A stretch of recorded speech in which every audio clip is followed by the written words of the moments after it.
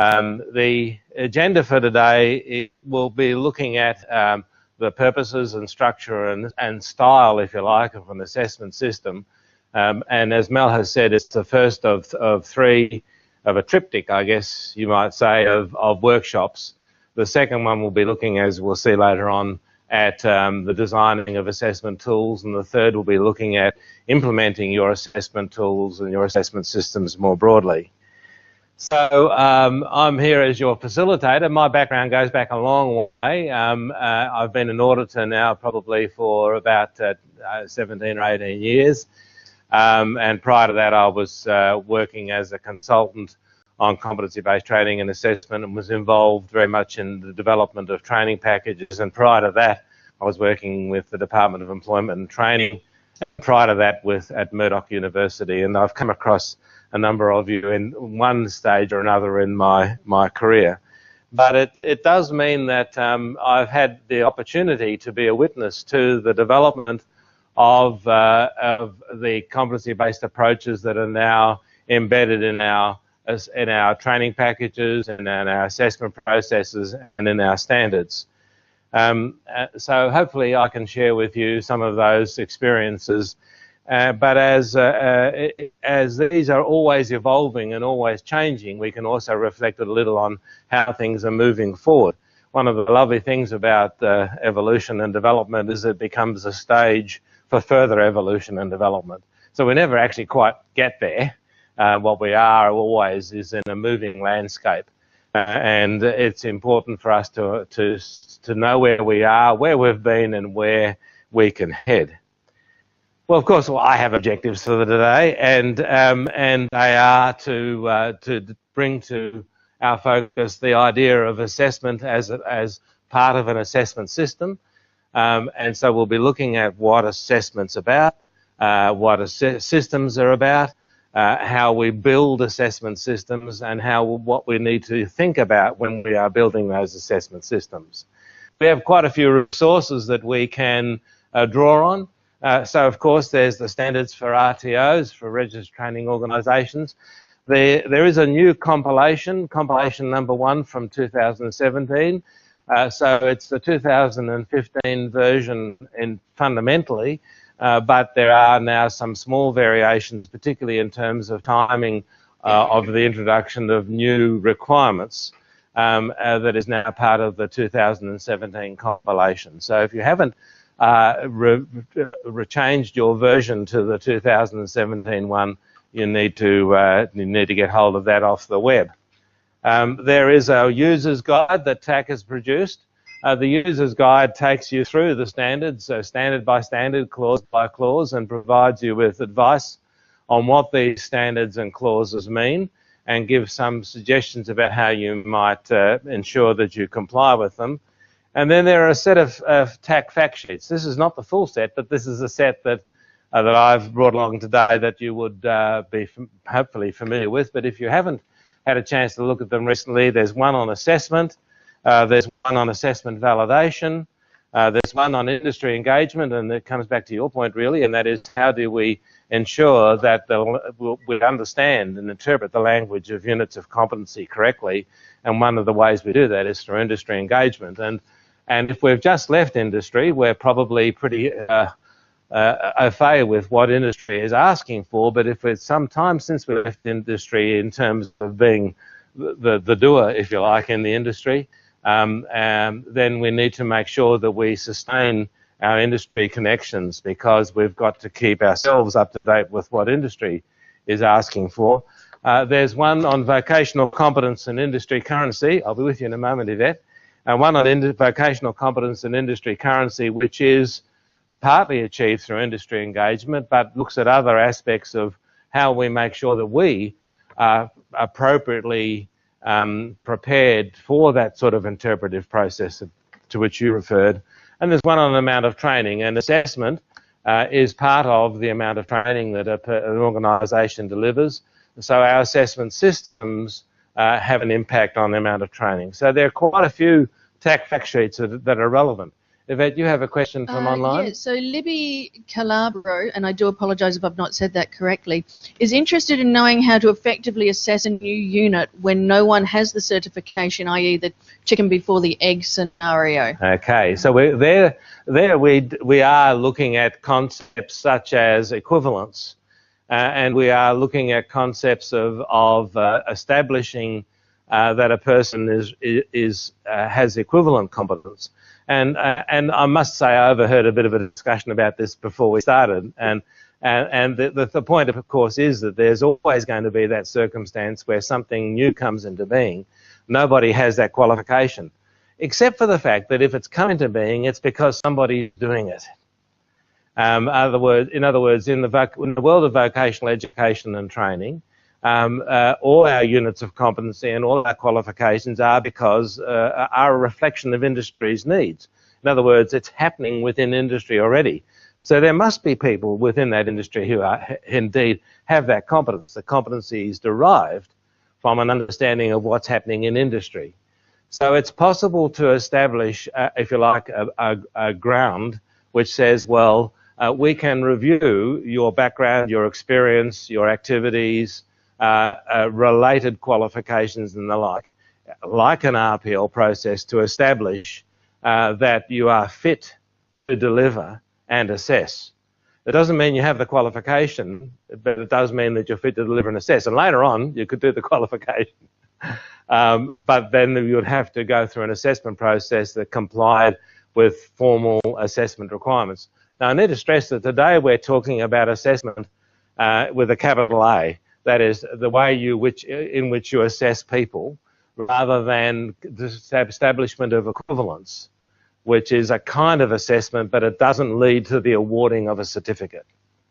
It leads to the ability to be a trainer and assessor, but it doesn't lead to you being awarded. You have to go through an RPL process, which is a formal assessment process governed by the standards in order to be able to achieve that. So we're talking today, and when we talk about assessment today, we're talking about formal assessment processes leading to the issuance of a certificate. But it's a very good question because, I mean, this is a dilemma that we always face, and we have mechanisms for doing that, which is through the establishment of equivalent competence. And that is talked about in the vocational competency and industry currency fact sheet as well. But that's a good topic for further discussion. Okay, so we need to ask ourselves, well, we've got the standards, we've got the user's guide, and we've got these 5 fact sheets. So we have a lot of resources that the TAC has published over time to back up the sorts of things we're dealing with today. Some of the things we're going to deal with today are mandatory. We just simply are not in a position to argue about it. This is the law, we have to do it. And other things we're going to talk about today are suggestions and advice. And I will try to make sure that it's clear for you when I'm talking in a way which, in a sense, reflects my role as an auditor, where it's not a matter of opinion, it's a matter of fact. You have to do it. It's mandatory, it's set in stone. And other things I'll be providing advice and suggestions.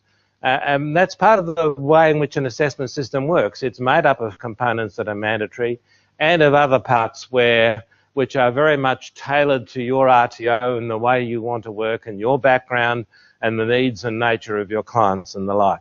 So the assessment system has, if you like, its hard formal components and its soft, you might think of that as a skeleton, and then it's clothed by your organisation so that it ends up looking like something that belongs to your organisation. And we as auditors have to be able to cope with that. We don't expect to see everybody using the same assessment system. We expect to see people using different assessment systems because they've got different clients and different resources and dealing with different kinds of industry. But within that assessment system will be that skeleton, if you like, that hard skeleton that complies with the standards. So we need to think about our systems also in terms of how they function. And if we look at what is a system, we can see it's, this is a definition from Wikipedia, so it must be true. But I spent a lot of time on the web trying to find a definition, and I couldn't find one better, so I thought, well, let's go with it. A system is a regularly interacting or interdependent group of items. So the system is made up of different bits, and you'll know that there are different bits in an assessment system. There might be assessment mappings, there are assessment tools, there are assessors, there are policies and procedures for managing and interfacing these things and so on. So there's a whole bunch of things, but together they become part of a whole, an integrated whole. Notice that it's a unified whole. That basically means that these things must interconnect. And one of the problems we often find as auditors is that the bits don't connect, that they've taken this bit they're doing this from here and this from here and this from somewhere else, and each of them is all right on their own, but they don't interconnect to form a system. The gears, if you like, of the system don't mesh. And if that happens, then what you end up with is a system that doesn't work. It's got all the components, but it just simply doesn't run. Every system is delineated by spatial and temporal boundaries. That basically means the system reaches out to your campuses. The system reaches out over time to past and future strategies and the like. So but it doesn't do everything for everybody. Your system will service your organisation and your clients and your needs, but it won't necessarily service others. And it's influenced, it's shaped by what's going on, the environment, the clients, and so on. But ultimately, it's described and it's judged by, does it do its job? Does it work? So as an auditor, again, we would not be saying, well, this is not my kind of assessment system. I'm not happy with this. What you need to show is it works. And once you've established that it works, then it's a good system. It may not be the system I would have developed. Who cares? The system, if the system works, it's a good system. So we can jump from Wikipedia's definition and ask about what an assessment system is in a more definitive way by looking at the glossary from the standards. And here we can see many of those same ideas. An assessment system is a coordinated set of policies and procedures. So note the word coordinated, which is saying these things must hang together. And it's documented. It's very rare that in the standards it says something has to be documented, but your assessment system has to be documented. So when we're looking for an assessment system, and indeed under Standard 1.8 we do have to look for an assessment system, it needs to be documented. So we'll look for policies and procedures, and we'll also look to see the assessment materials and tools and see how they coordinate, how they connect to the system, to ensure that assessments are consistent. That is, that what is going on in the organisation is reliable. That's one of the principles of assessment. Consistency or reliability is one of the principles. It also relates to fairness, which is another principle of assessment, because you may in fact vary the way in which you assess different people, but there needs to be a consistency. And not conformity. We're not talking about conformity. We're not talking about everybody doing the same thing in the same way. That's death of a kind. What we want is consistency, so that we end up being able to say, well, we've made fair, flexible, and reliable judgments. And based on the principles of assessment and based on the rules of evidence. So it's clear in the standards that we need to have an assessment system that hangs together, that brings all of the components of assessment together, but at the end of the day, what does it do? It produces assessment processes that comply with the principles and with the rules. So we'll be looking today at the principles and the rules briefly once again. But again, of course, I need to stress that the fact sheets do give us a lot of that information. So, and indeed, so does the user's guide. So we've got lots of ways of reminding ourselves about what these things mean. We need an assessment system because the core business of an RTO is the certification of industry relevant. Hello, we keep coming back to industry relevance and the meanings of the words. Industry relevant competencies of individual candidates. That is your core business. I caused a little bit of a ruffle through a meeting recently when I said training is a kind of an optional extra. You only need to train a person if they're not competent, but you must assess a person. What you're training is an optional extra. And you train when a person needs to get to that point where they're ready to be assessed and can demonstrate competence. So we have RPL, we have assessment-only organisations which only in effect carry out RPL, and they are legitimate organisations. I know they're called registered training organisations, and that's a bit weird because they don't train. But we've got that sort of thing too. I mean, training packages are called training packages, although there's nothing in them about training. It seems to be the way we work in our business, that we name something for what it doesn't do. But anyway, ignoring that little facetious aside, this is our core business.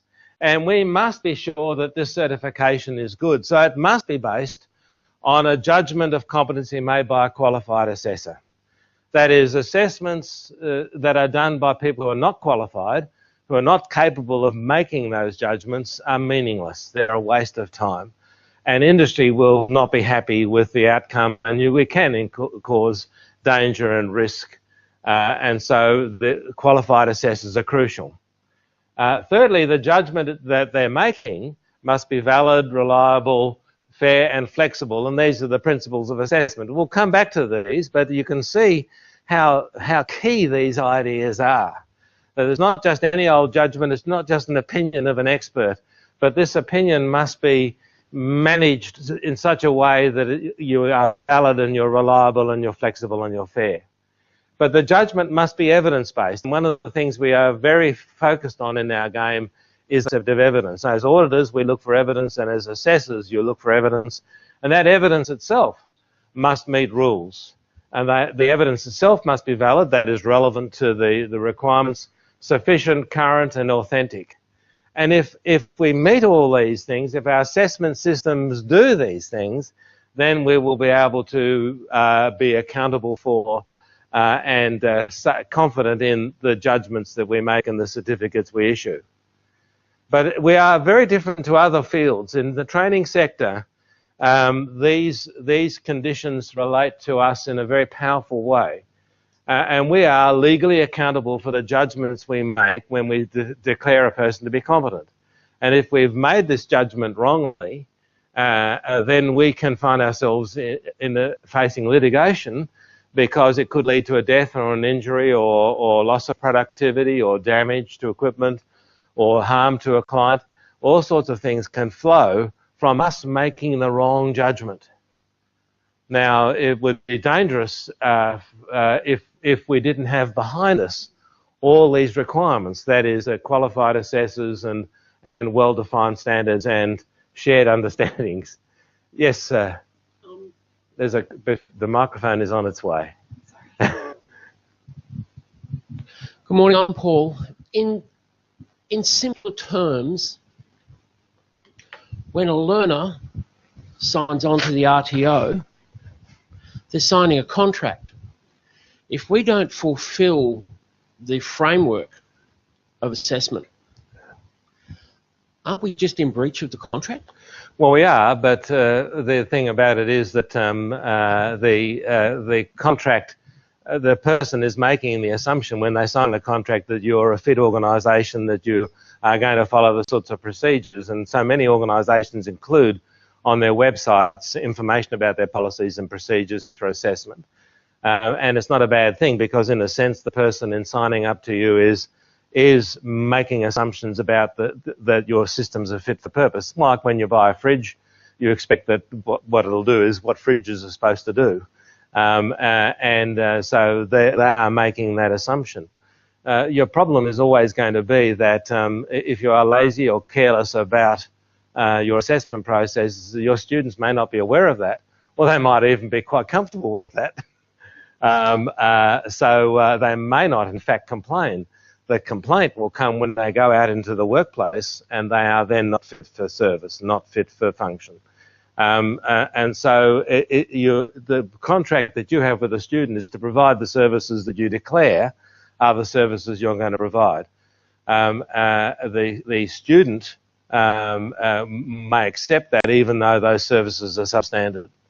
And it would be not until they are out in the field that they will discover that, and indeed many students do find that they are unemployable when they go out because the RTO has failed in its duty to provide them with proper standards. It's a question. The question is going to be, where is the liability? The liability is going to come back ultimately to the training authority in terms of being able to say, well, has this organisation been through its audits to demonstrate compliance? It's going to be within the organisation itself in terms of whether it knowingly or unknowingly provided substandard services and the like. And so we have the standards which are enacted under federal law, and those standards provide strength to the arm of the Training Accreditation Council and other authorities to make sure that RTOs comply. That doesn't mean RTOs, like a speeding driver, is always going to comply with the rules, in which case there is a potential for litigation. But in higher education, in schooling and in higher education, there's no potential for litigation because there are no such standards. And so we are in a circumstance where we are operating under a very tight regulatory environment, and that means our assessment system has to take that on board. And that is in a strong way a protection for us as assessors. So if we look at clause 1.8 in the standards, which is where the assessment system gets a mention, it says in clause 1.8 the RTO implements an assessment system. And the definition of assessment system is given in the glossary. So we've got no room to move here. It's not a question of choice. It's a question that is mandated through the standards themselves. And notice it includes recognition of prior learning. Ever since we started with standards, there has been a fear that people will somehow or other disconnect recognition of prior learning from other forms of assessment. And recognition of prior learning is a process that leads to an assessment. And so we must make sure that assessments, in whatever context it is, recognition of prior learning or normal training delivery, must be part of the assessment system and must comply with the assessment system standards. And firstly, that the assessment system must make sure that assessments, those tools we're going to talk about, or you're going to talk about in the next workshop, comply with the assessment requirements of the training package or the VET accredited course, and that specifically those requirements are expressed through the wording of the units of competency that make up those standards, and that they are conducted. Here we are again with those principles of assessment and rules of evidence.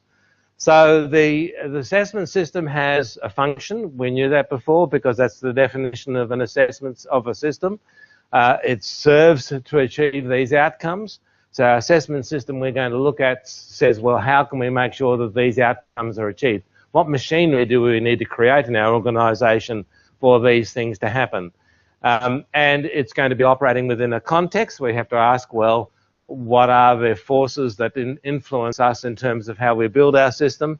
And ultimately, it has to be documented, probably in the form of policies and procedures. And that's very much the shape of the way this workshop will go. But we need to stress that we're not going to try and do everything in this workshop. We can't. And so TAC has contrived a set of three. Today we're just looking at the kind of global picture of the assessment system.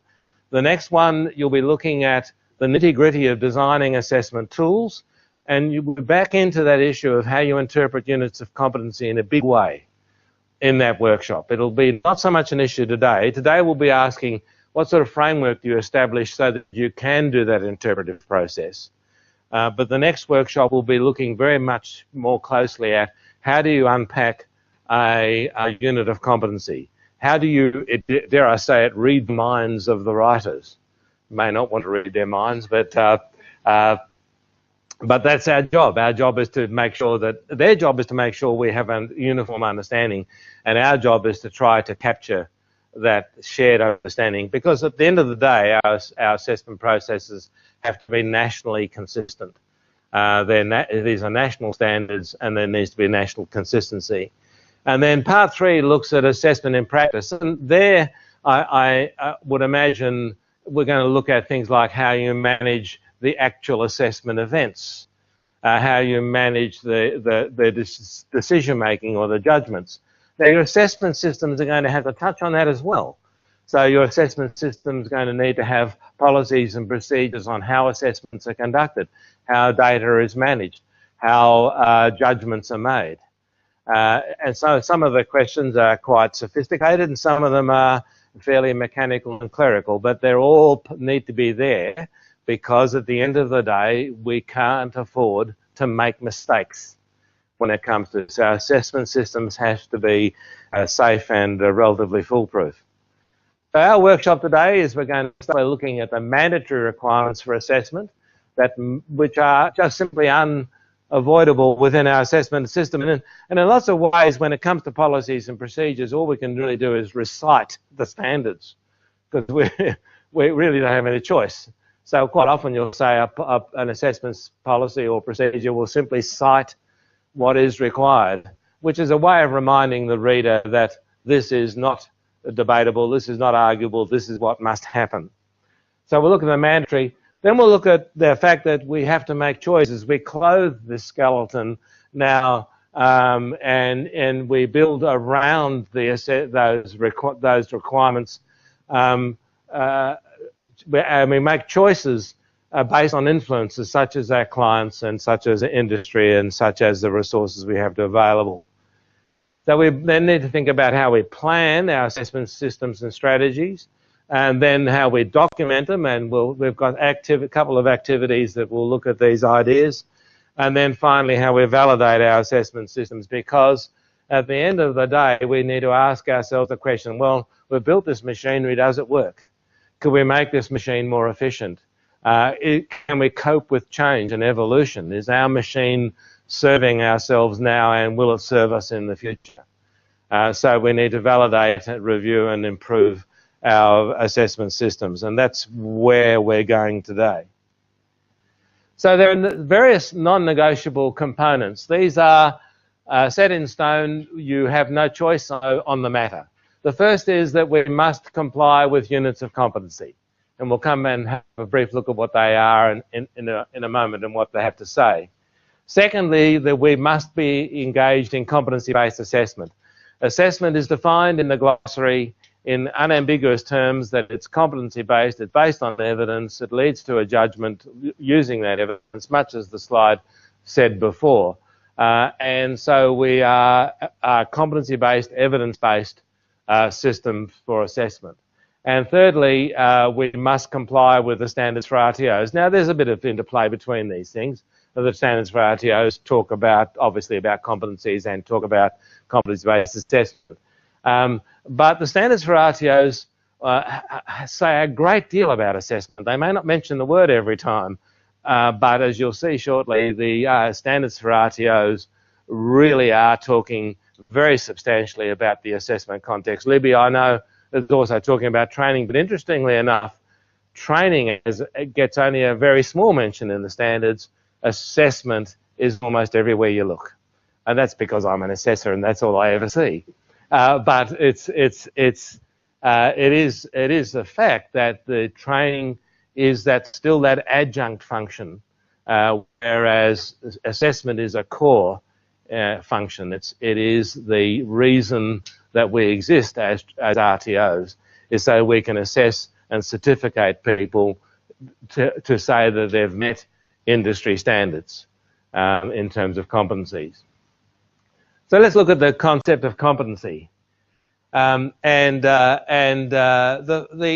definition within the standards say competency means the consistent application of knowledge and skill. So straight away we see a number of words in here. Consistent application. What do you think that means? Over time. Well, yes, consistent over time, consistent over different contexts, consistent over different students being able to perform like each other. So consistent is a key word there. Over localisation? Yes, beyond localisation. And And notice the two, it says knowledge and skill. So we are in the knowledge game and the skill game. That's why we're education and training. Education, knowledge, training, skill. So we are in our and the word vocational keeps on telling us we're talking about workplaces. So you can see in our very language, VET stands for industry-based knowledge and skills. It's rather beautiful, that sort of symmetry there. And we sometimes forget it, though, because we sometimes get locked away in one or the other, and rather than seeing all of these things hooked together. Performance required in the workplace. So again, we must make sure that our assessment system brings us to an understanding of what happens in workplaces, in real workplaces. It's too easy for us in our, dare I use the word, ivory tower, to begin to think that what we do is industry and what they do is a rough approximation to us. It's the other way around. And we need to understand that the real expression of competency is found in workplaces. That's their natural habitat. The natural habitat of a competency is the workplace. It's not our classroom. There's a question here. Have we got the mic? Yeah. Thank you. You're getting lots of exercise here. It's better than the treadmill. That's Paul again. The word consistency. Over time, performance, knowledge and skills. How do the RTOs delivering a one-day workshop for a unit of competency measure that competency over time, consistently? Okay. Well, consistency can be achieved a number of ways, but what you would expect to find on most circumstances is a skill being measured at least twice. The period of time, and it depends on the sophistication and complexity of the skill. So if the skill is very complex and very sophisticated, you're most likely not to be able to deliver it in one day.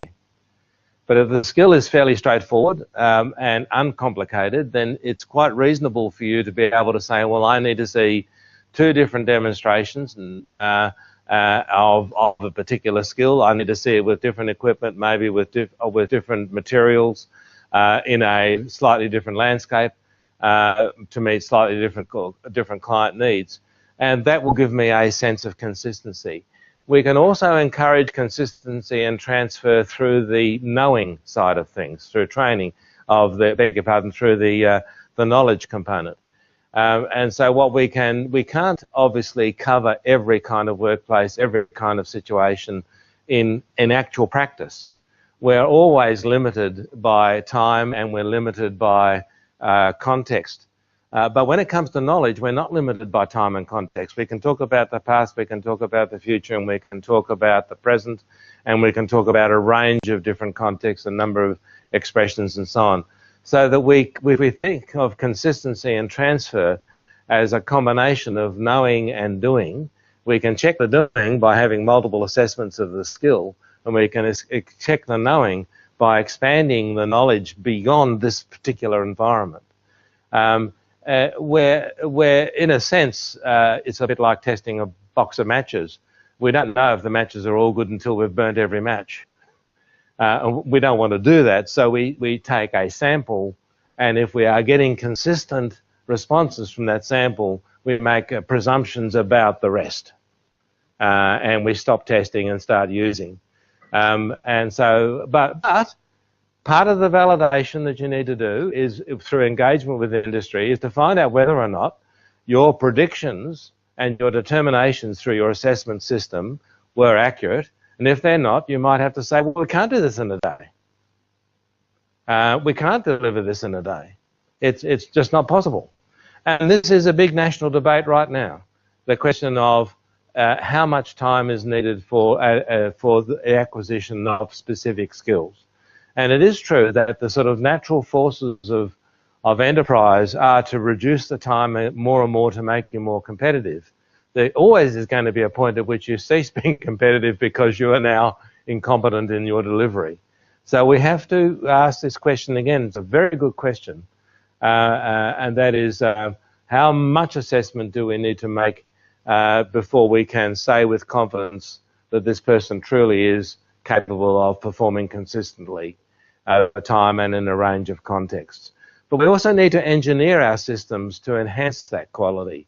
And dare I say it to Libby, that's where training is very important too, because training can lift a person's experience beyond the here and now to other places and other times, and in that way enhance consistency and quality. There's a question here. Well, comment? Isn't it down to Just before, sorry. Yeah. Yeah, isn't it down to industry to decide what consistent is? Yes. Because I deal with a lot of training packages that turn around and specifically it says at the bottom, okay, that assessment is only required once, okay, unless stated otherwise. Yes.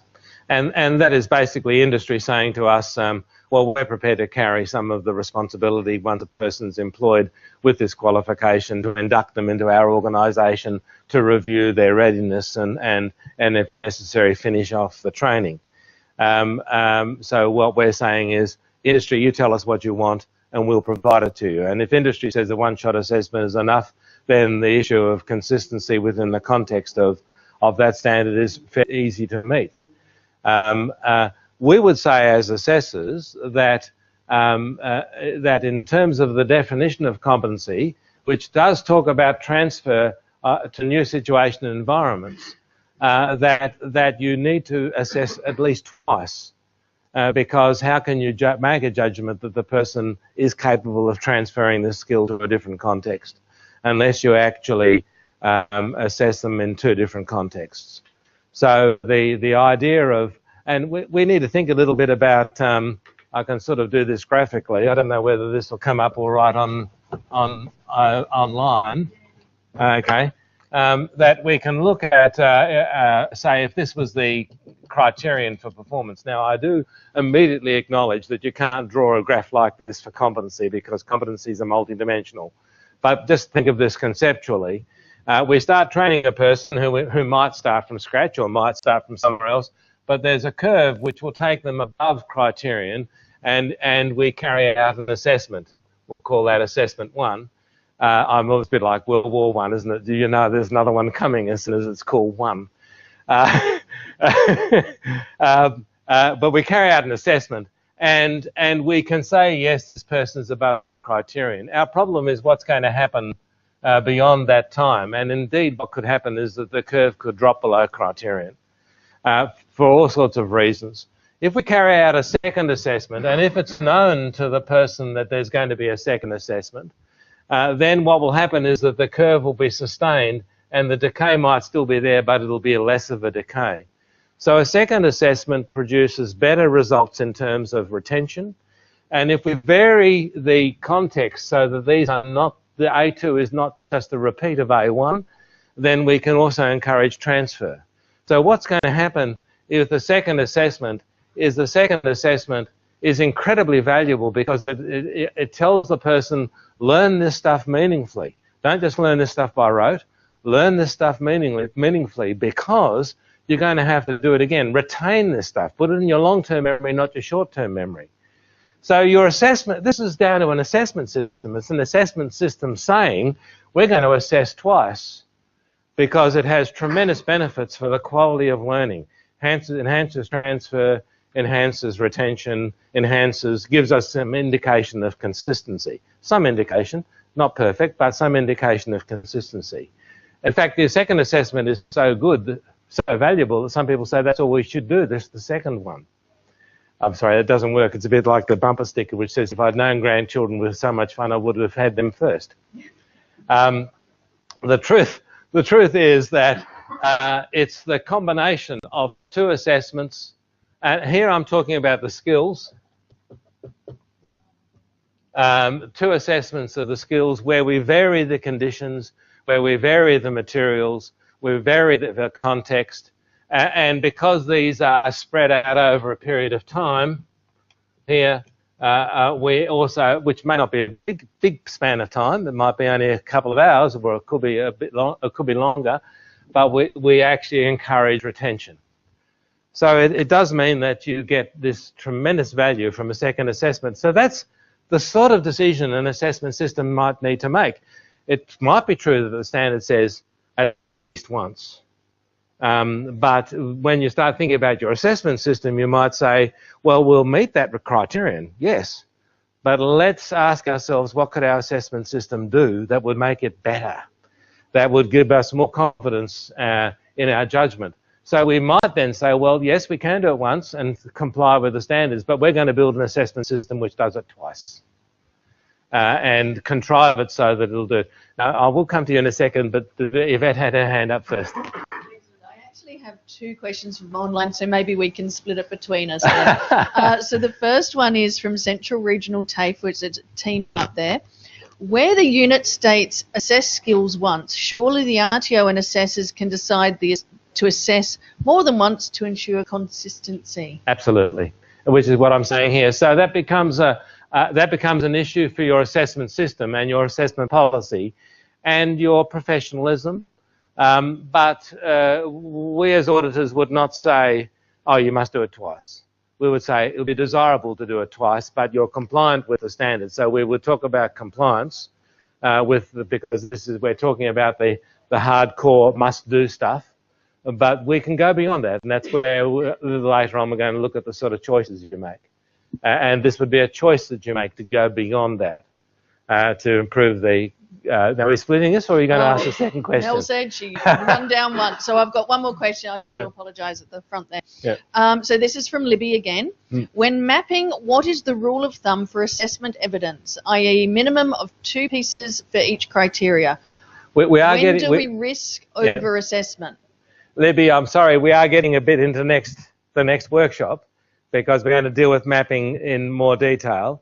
But the rule of thumb, if I'm understanding you correctly, is that we would need to make sure that all the performance requirements were assessed twice. Now, that's not mandated unless the unit says so. So we read what the unit says, and if it says must be assessed on a number of occasions over a period of time in a range of conditions, it's unambiguous. It has to be assessed more than once. If it specifically says it only has to be assessed once, and this is probably in the performance evidence section, then we understand that that's the minimum, but we might decide as professional assessors that we want more confidence. Keep in mind that our confidence level increases substantially in terms of the judgment we make if we have more evidence. It's I guess, fairly obvious that the more evidence we have, the more confidence we have. And so it's really that becomes a judgment that we make. And it's partly an economic judgment because the RTOs, it's going to cost money to do another assessment, to set up another one. The standard doesn't require it. We have to ask ourselves the question, well, you know, why are we doing this? And the answer might be because of the reputation and because of our own personal feelings about as professionals in our industry and so on, and that we'll get a good name within industry and they will send their students to us. So there are reasons for doing it, quite apart from the assessment reasons. There are economic reasons for doing it, but that takes us into the realm not of mandatory requirements, but in the realm of options or electives. One quick question here, yeah. Very quick. In general terms, if we're required to do assessments over time and transferability of skills, is there a requirement that we can assess the knowledge once and related skills twice? Well, the thing is that the knowledge is simply that does a person have or not have the knowledge, and so we only need to observe that once. It could be integrated. It could be that we carry out the knowledge assessments at the same time as the skills assessment, but having a skill does not mean a person has the knowledge. A person can perform a skill without any knowledge, and that really impairs their transferability. So if something changes in the context and they don't have the knowledge, then they're going to have great difficulty adjusting. And a person can have the knowledge and not have the skill. So we do need to understand that these are not interchangeable. So we do have to measure knowledge and we do have to measure skills, and it's very clear from the standard or the definition that these are two distinct attributes of competency. And it does inevitably mean that there are going to be two distinct strategies for assessment. But notice the ability to transfer and apply. That is, and it's apply in new situations and environments. So the concept of competency is very sophisticated. It's not just shallow. The person not only has to have the knowledge and the skills, but be able to use them and to transfer them in a context of performance in the workplace. So we also have to understand about workplaces, and that means we as assessors have to be conversant with what is happening in workplaces. We can't imagine that just because we once were in a workplace, we now need to know nothing more. Particularly because we may have only been in one workplace, and our students could be going, our graduates could be going to a whole range of different workplaces, and we need to know about them. So the unit of competency, and we won't dwell on this now because we are going to deal with this, or you are going to deal with this next time when we look at developing assessment tools, but the things you need to consider, and these are mandatory components, are there any prerequisite units? If they are, the judgment cannot be made that a person is competent until you also got a judgment that they've got the prerequisites. So the prerequisites not something you necessarily assess, because it might be something you look at in a person's record, or it may be part of the assessment process if you've clustered the prerequisite with the unit itself. But the point about it is that a prerequisite is not just a nice to know stuff, it can be mandated in the unit of competency. Elements of competency and their performance criteria. I put that as one sentence because I don't want you to think of performance criteria as somehow or other separate or separatable from the element. The performance criteria of an element belong together. They are not parts of the machinery that can be pulled apart and treated as separate events. We'll be dealing with this, or you'll be dealing with this next time you meet. Foundation skills, if there are any. Quite often the foundation skills are implicit within the elements of performance criteria, in which case the unit will not specify any foundation skills. But if they're not implicit, if there are other qualities the person needs to bring to the performance of this competency that are not implicit or explicit, I'm not too sure which is the right word, not formally covered by the elements in their performance criteria, then the writer of the unit may explicitly state additional foundation skills which you would then have to incorporate in your assessment process and would have to map in your mapping. And then there's performance evidence, which is further evidence of skills. And what this is basically saying is these are performances that we expect to see. It might be a number of performances, it might be a range of conditions, and it may be additional skills over and above the elements in their performance criteria. Knowledge evidence, which is usually a listing of knowledge that needs to be addressed through knowledge assessment, and then there will be reference to assessment conditions, which may bring into play things like the qualifications and experience of assessors. And again, your assessment system, and let's keep on reminding ourselves that we're only today looking at the assessment system, needs to make sure that these components within a unit of competency are complied with. If you're dealing with an older version of a unit, then the list is slightly different. It'll talk about range of variables and it'll talk about required or knowledge or essential knowledge and required skills or essential skills. But fundamentally, and it may also talk about I'm sorry, I can't think. There's another one that Dave might be able to remember. Beg your pardon? Critical aspects, exactly. Thank you. Thank you for bringing that in.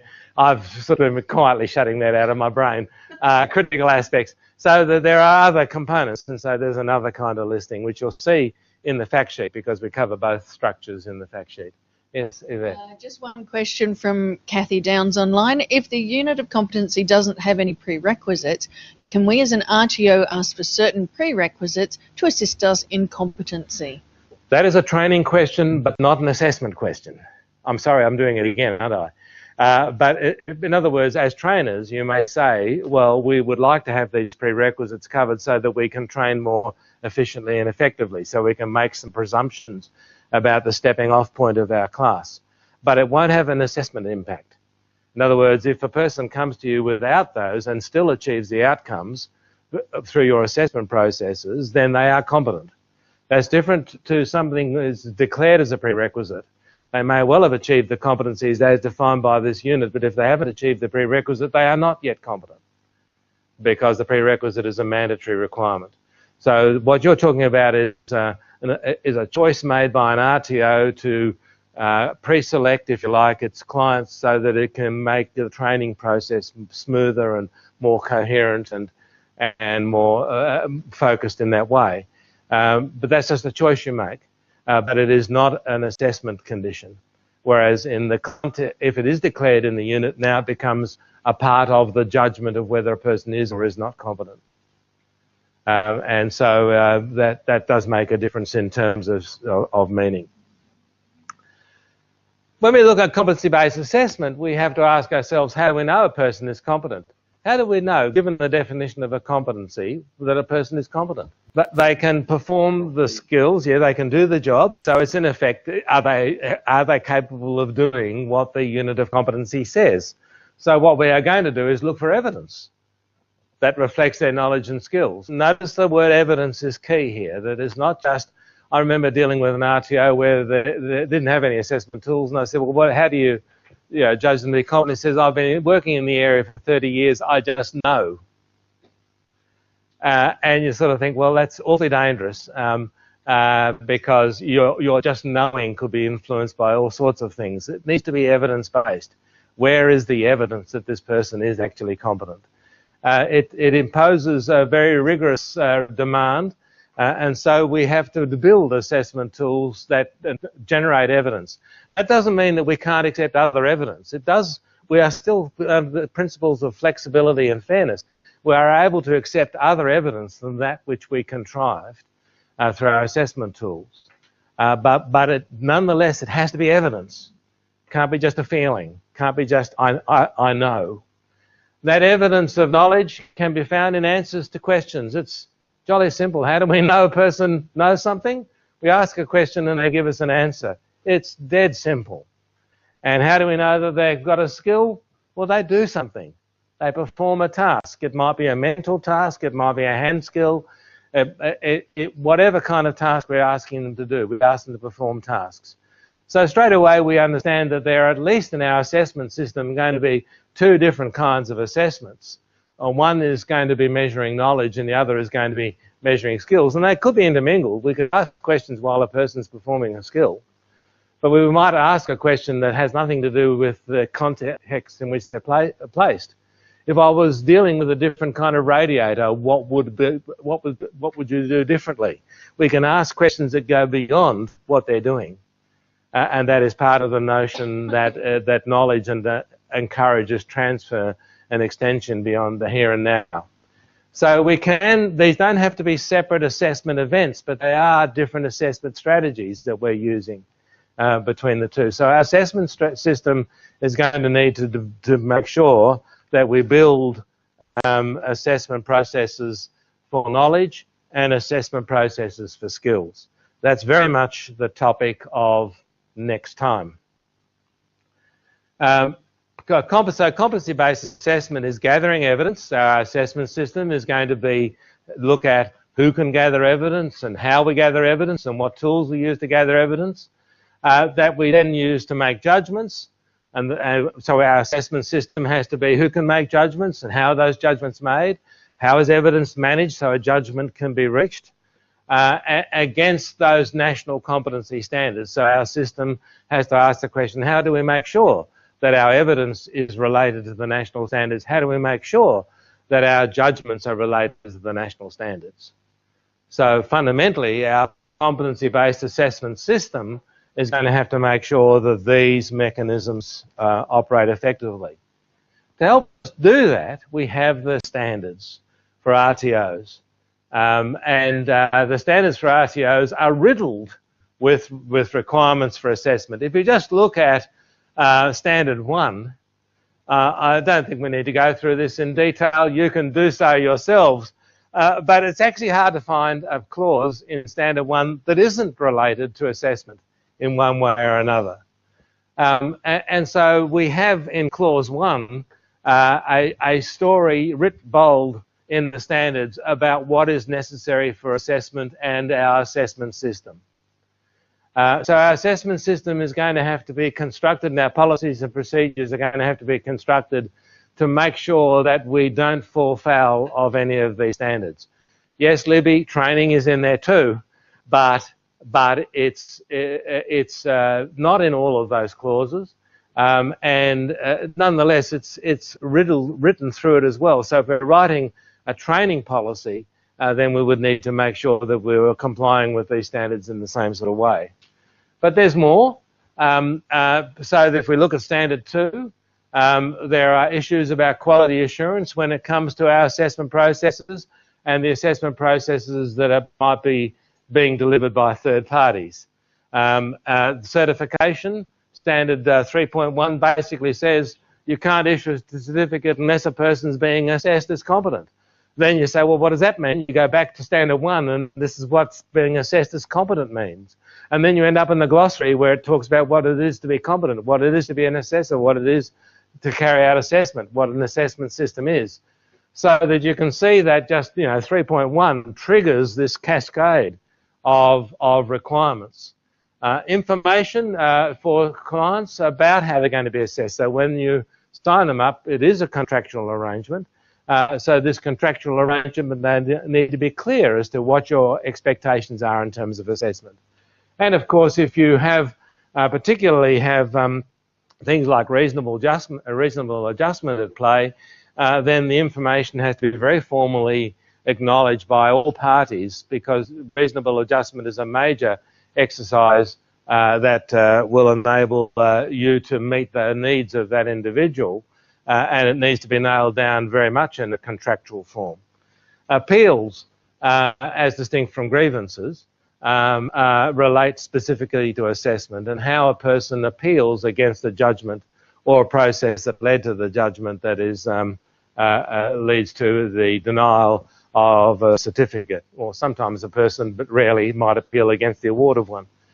And then there's the glossary, and of course there are quite a number of references: assessment system, assessors, competency and unit of competency, recognition of prior learning, and validation, which is actually shorthand for assessment validation, because when you look at that, you'll see that that is what it's referring to. So within the context of the standards, the assessment figures strongly. If you get a highlight pen and highlight everything relative to assessment, you're going to need to buy another highlight pen because it's just everywhere. That does mean that your assessment system and your policies and procedures have a lot to do with compliance with the standards. And so you can demonstrate at least readiness for compliance. We obviously want to see how the assessment system works, and that is part of the third workshop, of course. But built into underpinning that is the workings of your organisation are sound policies and procedures, which is our topic for today. Just to remind you, along the lines, and we've been reflecting on this as we've been going, that our judgments must be fair, flexible, valid, and reliable. Fairness basically means that the students and the candidates, if we like, understand what's expected of them, that their individual needs are recognised, and that they have a right to an appeal. So our assessment system is going to have to make sure that those things, and if we have an appeals policy and procedure, our assessment systems have to connect into that. Flexibility means that we can adjust to meet individual needs, things like recognition of prior learning, things like the acceptance of evidence that we didn't formally seek through our assessment tools, enable us to be flexible enough to make a judgment. We're not being flexible and saying, oh, well, you need to provide evidence, but you don't have to. We still require evidence, but we can be flexible about what evidence we accept under certain conditions. Valid basically means that the judgment must be not that they've passed the test, not that they've answered the questions, but that they've demonstrated the competency. So judgment means going back and saying, well, on the basis of all this evidence, is this person competent? That's the judgment you're being asked to make. So keeping a record, and quite often you find people will say, oh, well, he's done all the assignments, he's done all the projects and so on, but that doesn't answer the question that they're competent. The question is, do these assignments and so on produce evidence of competency as defined in the unit of competency? And if so, then the person is competent. And does it meet the rules, like number of assessments and so on, And was this judgment made by someone who is a qualified assessor, someone capable of making that judgment? And reliable is basically saying, well, these things have to lead to consistent outcomes. And so it shouldn't be dependent on who the assessor is or what the evidence is. It should be independent of those. And part of the beautiful thing about a competency-based approach is that we're not relying on the opinions of people about what it is to be competent. It's there in black and white. You may not like it, but it's there. And so we are not, there is not the sort of assessor variation that you might find in traditional education contexts, where different assessors have completely different ideas about what it is to be good at the thing being assessed. Here the standard is set by the unit of competency, and that enhances reliability. But the evidence we're using has to be valid, sufficient, authentic, and current. And that basically means that the evidence has to be relevant to the judgment that we're going to make. And we shouldn't allow irrelevant evidence to colour our perception. It has to be sufficient. That is, one assessment may not give us enough confidence. Even though the standard says one assessment, we may not feel confident with that one assessment, so we ask for more evidence. We need to have enough to be sure that we really are making a safe judgment. It has to be authentic. Is it really about this person? So if we're delivering learning online, that's fine, but we're conducting assessment online, we have to really know who is being assessed at the other end of the line. We need to know that there are no surrogates, that there are no stand-ins, that there are no people acting on behalf of our student or our candidate. And we need to know the evidence that we're gathering is current, and there's not some past history. I used to be an A-grade squash player, and I stress the words used to be. I've got a trophy which says I'm an A-grade squash player. In actual fact, there are a couple of problems with that. I could have gone to a shop and had bought one. So you don't know if it's authentic. And it's certainly not current, I can assure you of that. So the point about it is that there is evidence, but it is not evidence that is necessarily authentic, and it is not evidence that's necessarily, certainly not current. So when we look at things like RPL, we are looking quite often at evidence that is unsafe in terms of authenticity and currency. And so our assessment systems have to make sure that the evidence that we're using to make our judgments meet these requirements. A very important role for the assessment system.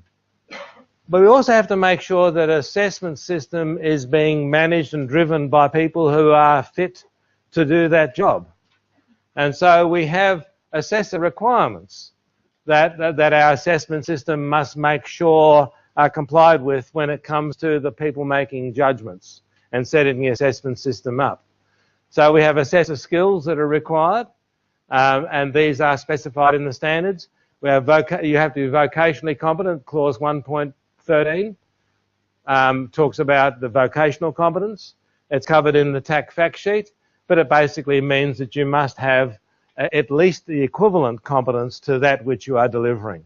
And that may require substantial analysis of your background, experience and capabilities to establish that you have equivalence, or you might have the qualification or the unit of competency itself. You must be industry skilled. In actual fact, it talks about current industry skills. So it's not enough to have been once industry skilled, you still need to be industry skilled. That's very much about awareness of what industry asks for, what industry is seeking. These are vocational competencies. Your graduates are going into industry. You need to understand where they're going so that your assessment systems and your assessment tools can faithfully reflect industry's requirements.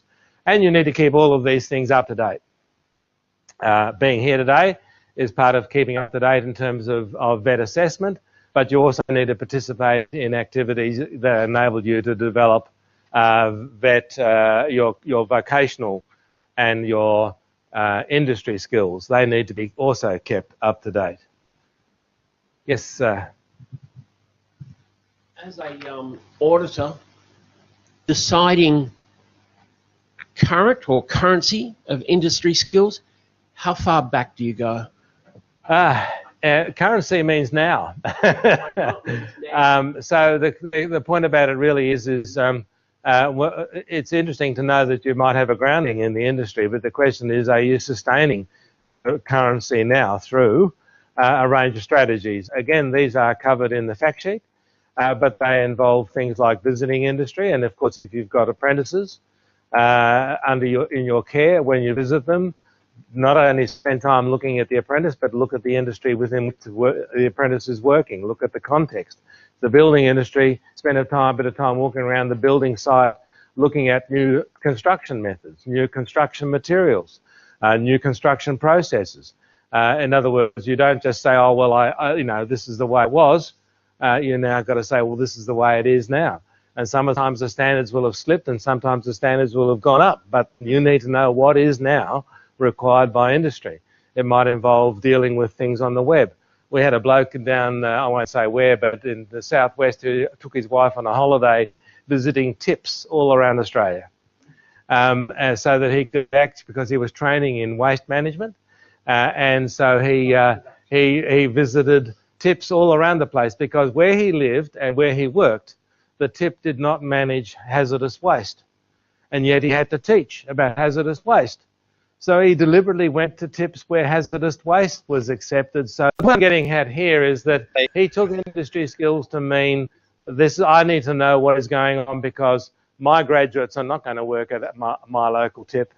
They're going to work all around the place. And if I am not a full bottle, if I can't represent industry in all its complexity and diversity to my students, I'm not doing my job. And I'm not complying with the concept of being industry skilled. There's a question here? Yes, sorry, Andrew. With currency, we have to ask the question, is the person a stonemason or are they involved with IT? Because what a stonemason did 5 years ago might be current. Might be current, and this is true. This is true, but you could have a stonemason who is now using digital systems to cut stone.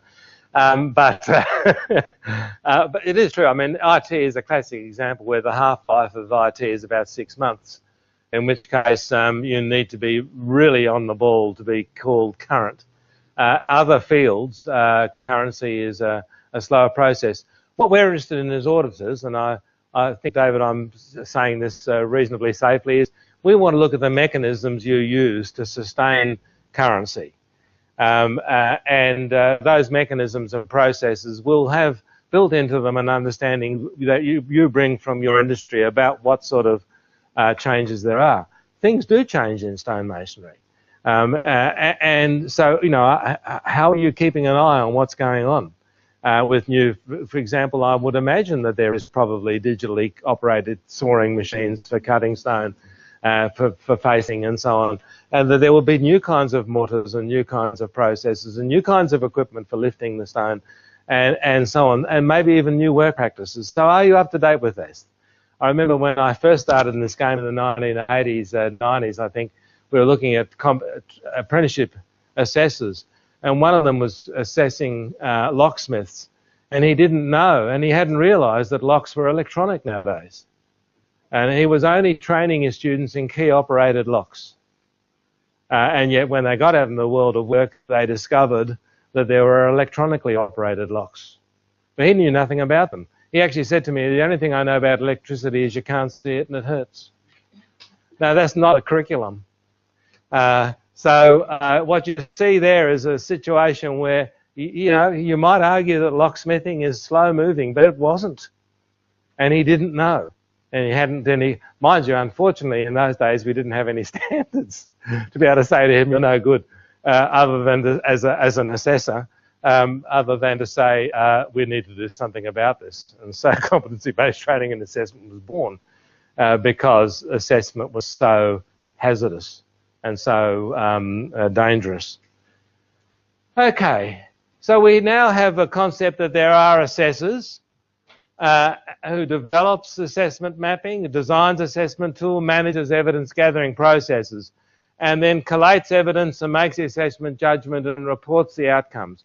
Those processes must be conducted by a qualified assessor. But in between is the evidence gathering process. And the evidence gathering process might be conducted by the assessor, but you can use other people to gather evidence. You can use supervisors. You can use other observers. And so the assessor might say, I'm going to construct an assessment system with assessment tools that enable me to reach beyond myself, to deploy the evidence gathering, outsource, if you like, the evidence gathering process under my control. Notice that the assessor never loses control of this. So they'll determine who can be evidence gatherers. They'll create the tools the evidence gatherers are going to use.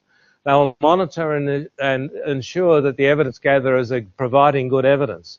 In other words, the evidence gatherer is not operating in some sort of quiet, isolated spot. They are managed and monitored by the assessor. But one of the nice things about our process is that because we're evidence-based, we can outsource it. Much as a judge in Australia doesn't gather the evidence, there's the law, there's the judge making the judgment. In between is a police force who gather evidence. And they are not qualified as judges and they're not qualified as lawmakers, but they are qualified as evidence gatherers. So we have a similar sort of situation.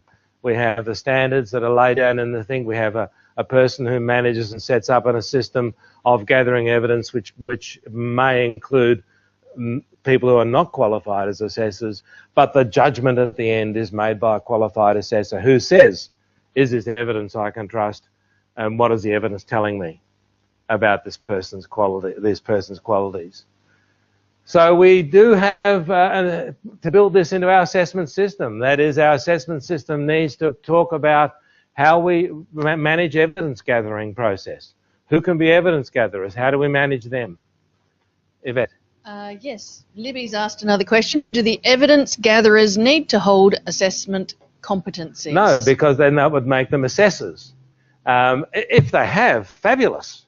That'd be really nice. But it's up to the assessor to construct the evidence gathering tools in such a way as a non-trained assessor can in fact use the tools. They are not making a judgment competent or not competent. They're basically simply saying, I saw it or I didn't see it. It happened or it didn't happen. So they are not making a call about what it is to be competent or whether or not the person is competent. They're just saying, you asked me to look for this, I saw it, here is the evidence, this is what I saw. So we don't just give them a unit of competency. That would be basically saying you're an assessor. We say to them, the unit requires these qualities, have you seen these qualities? And when they provide evidence that you can verify, that you can monitor, that you can be confident of, that they've seen that. And again, you would probably want to assess more than once with different observers. And that way you can see are we getting consistency. You would probably want to you would certainly want to make sure that there were no conflicts of interest, like you don't get Dad to assess the son. You would have to make sure that there was that you could trust the process, and so you would have to make sure in your validation that there was monitoring of the quality of evidence that they were providing. So our assessment system can incorporate these people. They would obviously need to understand the assessment tools, and therefore they're likely to be vocationally competent.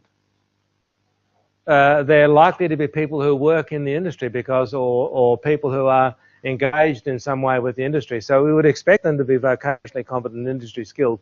And indeed, the standards say so. The standards say that assessments may be conducted by people who bring in those qualities, but are not necessarily assessor trained. But needs to be clear that these people cannot make the assessment judgment. Only the people who brings all of those previous qualities, all of these qualities, can make an assessment judgment. And your assessment system is going to have to make sure that that happens. We're going to take a break now, but after the break we will look at, because up till now we've just been focusing on things that are mandated, things that are laid down in the standards, things which are not disputable, things which you must comply with, things which your assessment system is going to have to do. And that provides, if you like, with the with the structure, you could even say the tree here, the branches and the twigs, but then you're going to have to flesh out the system. So you're going to make some choices. And the sort of choices we're going to make are choices that relate to industry relevance, RTO resources, and candidate characteristics. So we're going to go to look at that after the break, and then there'll be an activity where I will want tables to look at the sorts of ways in which you would determine and judge what were the sort of adjustments that you might make. Then later on we're going to have a look at how we can take our understanding of what is mandated and our understanding of what are our choices and build them into a coherent policy and procedures and policy. One last question and then we'll take it back. People online, we're going to break for half an hour, so if you want to get yourself a cup of coffee, now's the time. But we'll just have one question from Yvette. Excellent. And this is again from the group up at CRTAFE. What level of participation would the assessor have in validation since they cannot be part of the panel? And we have had advice from auditors stating that the assessor should not be involved in validation at all, except as their own PD. Okay, look, there are about three answers to that. The first is validation and validity is part of Standard 1.8. So establishing that your assessment tools are valid and establishing that your judgment processes are valid is done by you as an assessor. So that is done by you. So you need to make sure that the framework that you establish and the tools that you develop and so on are valid, and you can validate those as much as you like. When it comes to Standard 1.9 to 1.11, which is assessment validation as required by the standards, then it does need to be the situation that needs to be an independent process of the person being, because what's happening there is not just validation of the assessment systems and tools, it's also validation of the assessor. Now, they can participate, but they are there as the subject of validation. So they are clearly not involved in the judgment. They don't sit on both sides of the table and interview themselves. But they will participate in the process. They may need to explain. They may need to explain the words because they bring expertise and background along. So they may need to explain why they did it this way and so on. Also note that that validation is likely to be focused, not only, but focused very much more on post-assessment validation. In other words, did these assessments work? Were they carried out properly? Whereas the Standard 1.8 is very much more about pre-delivery. It's not as clear-cut as that, but and in that sense, the assessor is entirely responsible for building valid systems and validating the judgments that they make in the process of building it. So, for example, when you do a mapping, you're validating your tools. You don't wait for someone else to validate that mapping later on. You validate straight away because you want to know, before I use these tools, is it going to work? Standard 1.9 to 1.11 is basically an interrogation saying, well, now, all of that planning you did on Standard 1.8, all of the things that you put together, did it work? And that can reach not only through the assessment, but beyond. And in that process, the assessor, it doesn't have to be out of the room. They can be there, but they are not part of the panel. They are a witness to the panel's work and a witness to the judgment. Is that fair enough, David? Is that? No. Yeah. So the panel, the people making the decision cannot be including the assessor, him or herself. But they can be in there. So please don't feel that the assessor has to be shut out, outside the door wondering what's happening. They should be in there because it's a collegial, cooperative thing. And it does make it part of PD because, if you're listening to people talking about the assessment processes that you developed and coming to understand them, that is part of your professional development. So see it in a positive way rather than an adversarial sort of process. Of course, one of the nice things about these workshops, over and above me yakking on, is that when you start talking with each other, there's so much more value in that. That's really good. So here's going to be now a chance for you to do some more talking amongst yourselves, because I'd like you to have a look at the first activity. What we're getting at here is that not all assessment systems are going to be the same, because you're servicing different industries.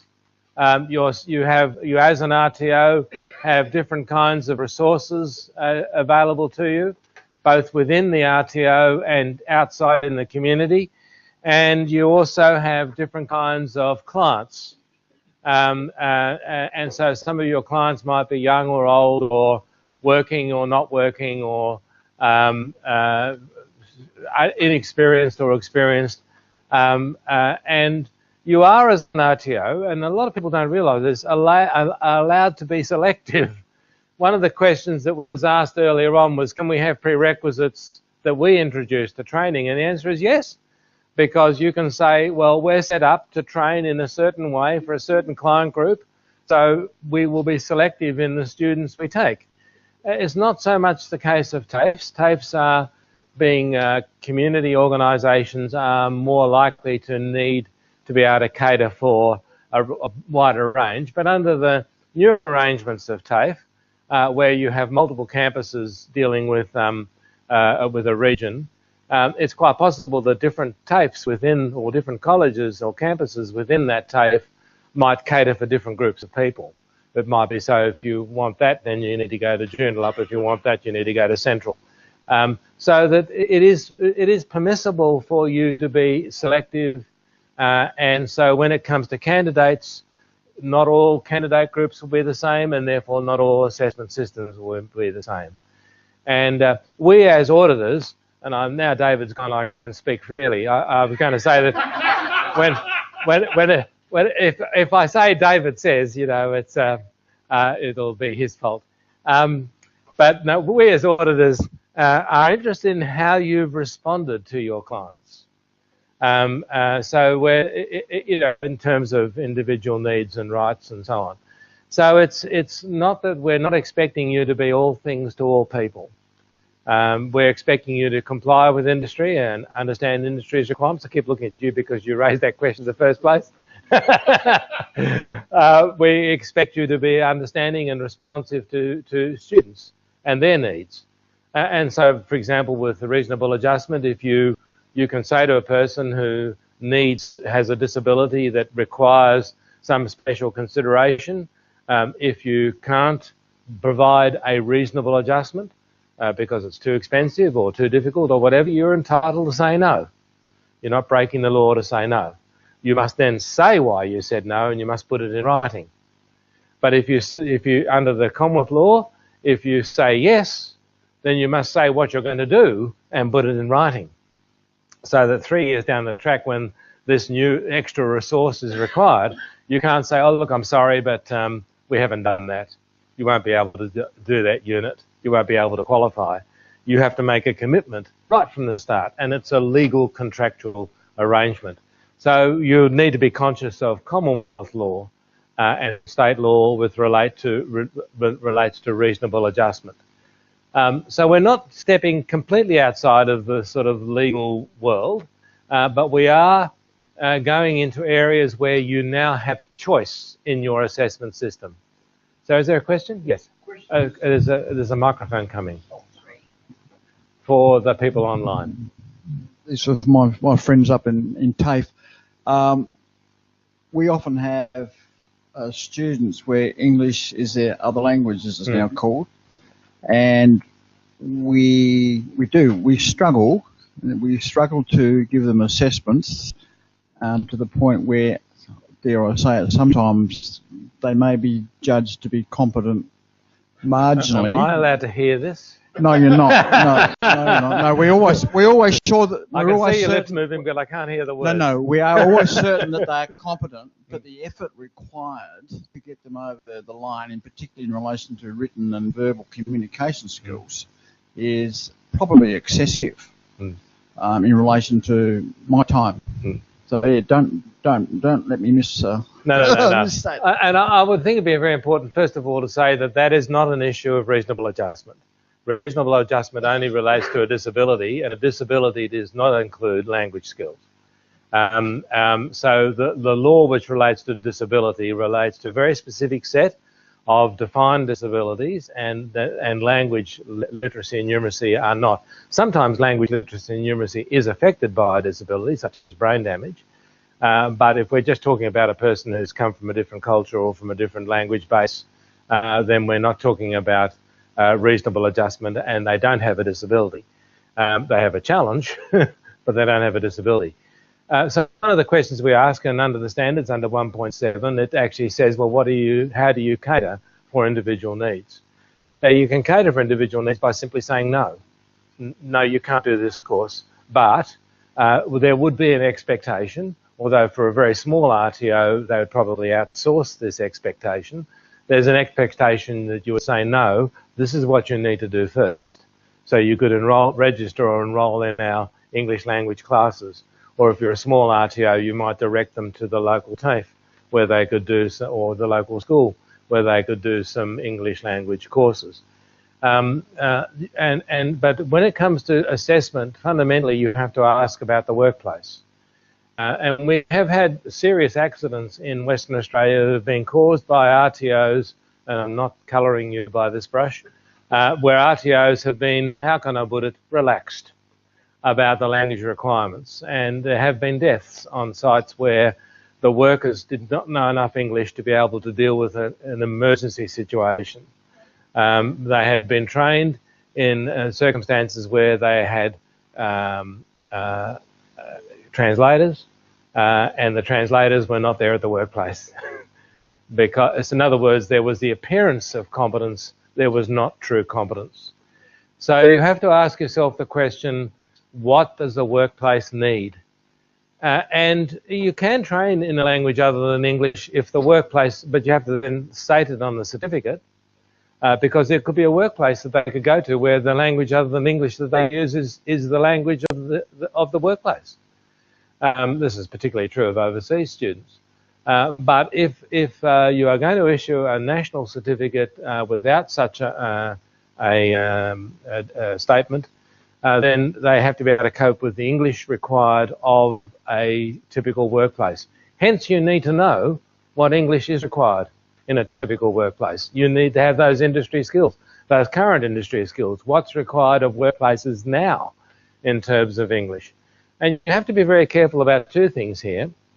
One of them is that you mustn't lower the level of English in your assessments to such a point that they no longer reflect what is required in the workplace.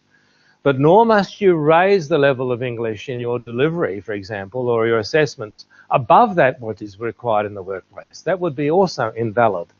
I remember seeing training that was being delivered to Certificate 1 students who had disability, and the training was being delivered through textbooks and lever arch files of materials, which went way beyond the language skills that they would need in an actual workplace, in a Certificate 1 in building and construction. Way beyond. And it was a very academic and sophisticated exercise. They had to write essays, for heaven's sake. What would you write an essay on? How to load a wheelbarrow? I mean, it was, I'm being facetious. But the thing about it is that we have to be very careful that we understand what industry needs, and we understand what our students' capabilities are, and how we can work within those parameters. And that's exactly the choice. And what resources we have as an RTO. Now, isn't that lovely? That's what exactly we're talking about now. So in that, let's just take that as an example. Hang on, let's turn it on. Industry relevance, that is, well, taking this as an example, what sort of level of English does industry require? How do I know that? How do I establish what is needed? Then there's RTO resources. Well, if industry requires a certain level of English, do we have the resources to be able to build people to that? And thirdly, candidate characteristics. Well, do we need to shape our intake, or do we need to be more liberal with our intake but provide them with learning opportunities so that they can enter the learning process at the same point? So we actually end up with a situation where Again, this is a diagram that is in one of the, I suspect it's in the assessment fact sheet, but it sort of illustrates the fact that, fundamentally we have competency, which is a sort of a target. I'll do it in red, but that would be advertising. And what we need to do is get people to that target. We need to assess them to find out whether or not all the characteristics of the target have been demonstrated, the elements, the skills, the performance requirements and the like. And then we need to ask, where is our candidate starting from? What resources do we have so we can map a pathway to that point? Now, these are training decisions that we make. But we may also have other people who are already starting well back because of language or literacy issues, and for them we may have to construct another pathway. So either we cut them out and say, well, we're not going to provide that pathway, or we keep them in, and that will depend a lot on the resources we have as an RTO. This can be quite resource heavy. And we would, so the question is, as an RTO, can we cater for that? So when it comes to assessment, the issues of language, literacy and numeracy are candidate issues. The ability to service that will be an RTO resource issue. And the need to do it to a particular level would be an industry issue. So you can see how these things play out. What I'd like you to do is to have a look at, every table has 2 copies of Activity 1. And what I'm going to ask you to do is to look at one influence. And so what we would like to do is, and you'll find on Activity 1 it says for Activity 1, it says you're asked to look at one influence. You're asked to review the section below that's relevant to your area. And I've indicated that there are components to either industry relevance or RTO resources or candidate characteristics, which could shape the way in which you construct an assessment system and assessment policies and procedures. And I ask for each of them for you to consider a number of things. First, how would you know, in the case of industry, what industry required, or what learner characteristics there were, or what were your resources? Keeping in mind that RTO resources, which is this table, extends beyond the RTO because there are resources in the community that you can access. How would these things, when you discovered these things, how could that shape your assessment systems? How would that influence your assessment systems? How would you know and validate your judgments in terms of what you observed was relevant and how it shaped what you're doing? And then how would you design your assessment system so these decisions are properly made? In effect, your assessment system is going to be a generic statement which says, before you launch into building assessment processes, these are the things you need to understand. If you're looking at industry relevance, how would you construct your assessment system so that you could explore the relevance of your assessment processes to industry, or to the RTO, or make good use of your RTO resources, or respond effectively to candidate needs? Now, there is no answer to these questions that's sort of set in stone. It's not like the previous stuff where it's laid down in the rules. So what we're doing now is exploring those optional areas which ultimately give your RTO its character, its uniqueness, qualities which we really, really do value. We don't want all RTOs to look the same. We'll leave that to the world of education. We want you to be responsive to industry, resources and candidate needs. Do people know what they need to do? What I'd like you to do is to jot down some notes under those 4 points, and then be prepared to share your ideas in around about 10 to 15 minutes. Could I interrupt you? I'm sorry, because the flow of conversation is so good, but we do need to move along. What I've set for you there are some tasks that probably take you half a day to actually work through. And so what I'm really interested in is what sort of way you approach these questions rather than the specific answers. So under industry relevance, I've got here the range of applications of the competency in workplaces. How is competency used to achieve productive outcomes? So part of industry relevance is understanding the way that competency actually works. And to do that, you probably have to go into industry. The range of industries using the competency, where is the competency used? It may be that you come from the building and construction area, but the same competency is used in other areas. So how is it used? National and local industry expectations, how would you find out about those? And regulations, and quite often regulatory legislative and regulatory requirements come into play. So how did you tackle this area? Who's the spokesperson? I see you're looking like the spokesperson. Okay, so we looked at industry relevance, and I think the first question that we looked at, okay, was how would you find out about the aspects of industry relevance? Well, the first one we looked at was who do we go to? We looked at the ISCs. We think a lot of the problem with the ISCs and looking at the ISCs is are they up to date themselves? You know, for fast-moving industries, we normally find that, you know, the ISCs could be, you know, several years out of date, and we found that the RTOs generally would be, you know, probably 6 to 12 months out of date. So we looked at major clients as well, and I think that's where a lot of RTOs may go to out to their major clients and find out exactly what they want. And we also looked at regular communication, so how we communicate with the major clients, all right, what we actually communicate, and also the communication channels, i.e. it's both ways. So it should be what the RTO can deliver or you know is able to do, along with what the industry want as well. So it should be a two-way communication with that one. We then looked at how these can impact on your assessment processes. Okay, so we looked at, well, that's going to ensure that our assessments are current, okay, and relevant. We also looked at, it's going to affect the longevity of some of our assessments as well. Some of the assessments we find can, if the industry is moving very quick, can go out of date very quickly as well. And we find that, you know, it's a constant update, okay, of the longevity of the assessment. And then finally, the methods of assessment, how we're actually going to assess these as well, whether, you know, it's going to be, you know, observations or whether it's going to be activities and how we collect evidence on that.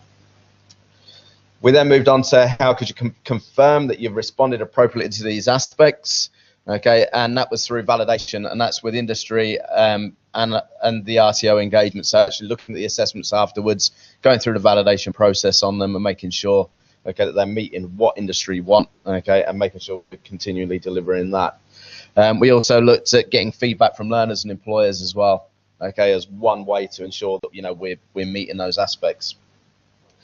How do you design, okay, your assessment system so the decisions are properly made?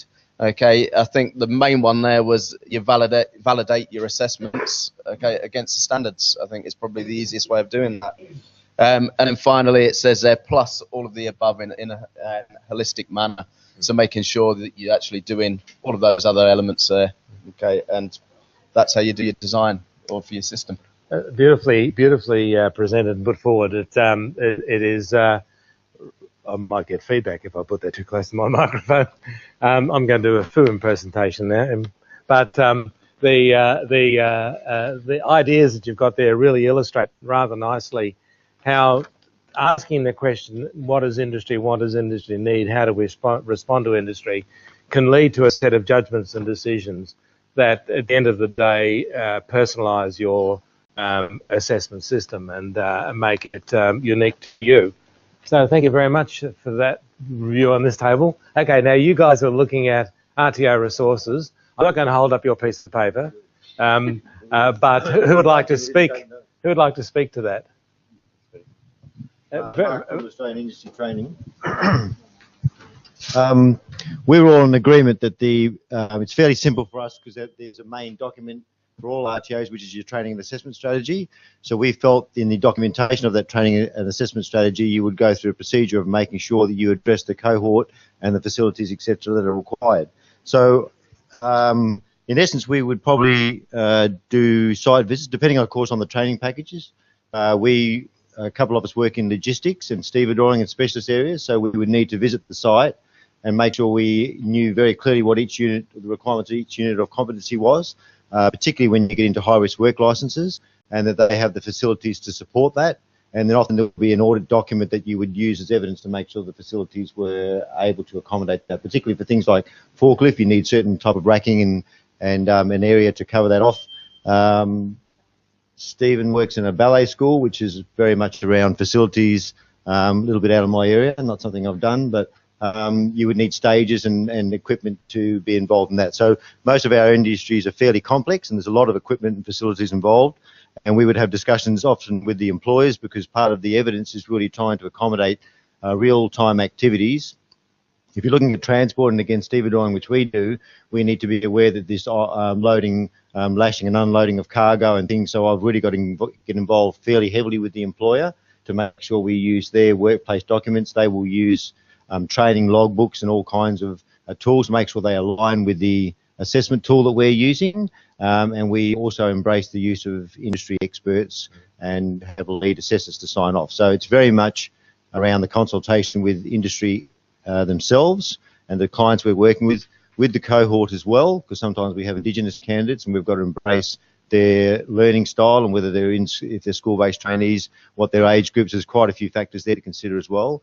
And then the materials we use, we've had incidents recently where, not through lack of ability, but more through laziness, if we try to go online, which we've tried to do, younger youth will then get caught up Googling and mucking around Facebook, and the attitude of industry was to take laptops off them and go down the road of doing written resources, but then we get into a discussion where I don't totally agree. I said they've really got to embrace the workplace. If you can't use a laptop or a desktop, then you've got the issue about can I embrace the 4 dimensions of competency, in my opinion, and be effective in the workplace if I effectively can't use a computer, because I'm going to muck around. So that became more of a discipline issue. But they're the sort of issues that we consult with industry. Fantastic. And again, you can see the thinking going on there across 2 different completely different areas, and where sometimes the resources are in-house, like in the ballet school, where the resources are likely to be mainly in-house, to stevedoring, where the resources are at port authorities, and what you're doing is, as an RTO, is reaching in to existing resources and utilising them. One of the things that was said at that table was also that if the particular place didn't have a resource, then we just simply wouldn't deliver the training and assessment there. We would try to find a way of moving people to where the resources were, but we wouldn't just sort of say, well, let's imagine you're in this circumstance. And I mean, people sometimes do. They say, oh, well, we'll show a lot of pictures. We'll do a lot of drawings. We'll sit around and talk about it. And you get yourself into the kind of what-if context. I might say, by the way, that sometimes there might be a resource missing. If it is not crucial, then most training packages allow the what-if question. And under those circumstances, you could say, well, what if there was this particular breakdown, or what if there was this particular variant on this bit of machinery, how would you handle it? But you can't do a whole unit on a what-if basis. And you can't do a whole assessment for a particular unit on a what-if basis. So there needs to be that foundation of reality, which is what you're working with in both the ballet and in stevedoring. This table was looking at candidate.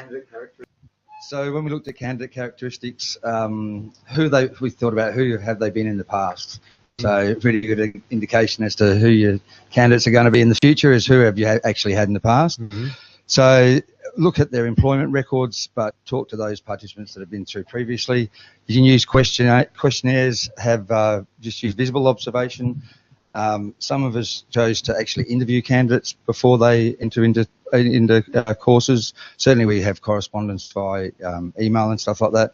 What educational programs have they been in previously, and are there any other stakeholders that you have to consider? So that's how we looked at the first one. The next one was about the adjustments, and certainly you might have to make some adjustments to actually your assessment plan and process, and just have the flexibility of understanding that that's how it's going to be, not that it shouldn't feel like a regulation, but something that should be given to everybody. We also talked about the refusal policy, but its impacts on budget, resources, time, how long is the assessment actually going to take, and if you're using third-party people, then are they real and actually are they done? we went on to how do we confirm that. So we looked at success rate and non-success rates of courses. Mm-hmm. So we actually looked at it kind of skeptically and said, what if everybody passes, does that mean it's good? So we looked at that. Obtaining feedback, surveys, and looking at industry, and then looking at the finished product. So what does a competent person look like when they get back to their workplace? As far as the design stages are concerned, we looked at fairness, authenticity, input from others, and having an outlook that you want to make it the best program that you can make it, along with both training and assessment, and it impacted on structure. So that's what we... Again, you can see the multidimensionality, is that's the phrase, of the thinking that's going on as you think about candidates. They're not sort of an amorphous or an average, they are diverse and have different kinds of needs, and the kinds of thinking that you're doing there will enable you to reflect the way you operate to service those needs. Both these tables mention the training and assessment strategy document, and I think I should just throw in the training and assessment strategy document is going to be part of your assessment policies and part of your assessment system. There's no question about it.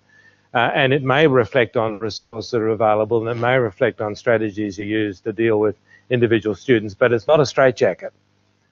So when we look at a training and assessment strategy document, we basically say a couple of things. One is, are you set up to be able to deliver and assess, all being well?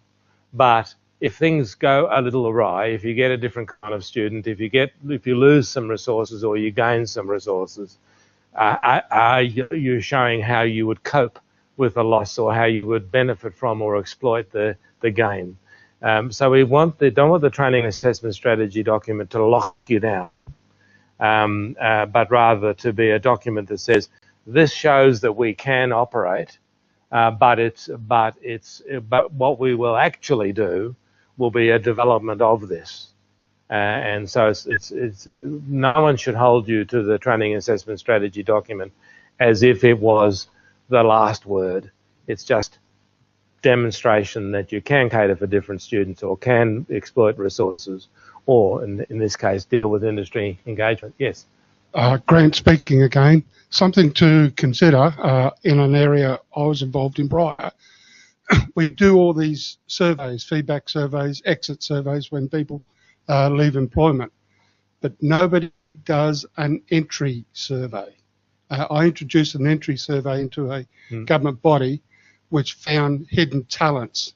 It's also good for identifying areas where people can do for recognition of prior learning. So if you can come up with at times, depending upon your functionality, an entry survey, you'd be quite surprised the amount of information you can obtain prior to actually starting a training and assessment process. So that really is true. That the more you know about your students before they come, the better placed you'll be to be able to respond to their individual needs. In the case of a one-day course, it's very hard to deal with that. But in the case of an extended course over a period of a month or years, you can make really good use of that sort of information. But you can also have a pre-entry survey which enables you to channel people into different pathways before they even rock up on that day. And so you will say, well, this particular group have all of this characteristic, so we can step off from this point. So you may use it to channel or stream people into different groups and timings. Thank you. This table was looking at RTO resources, as was this table here. Yeah. Question one, how would you find out about these resources? Our first one was we would visit workplaces, those we work with and those we don't necessarily, if we can get in. Grid sizes and owner-operators and large companies, and to see what is current.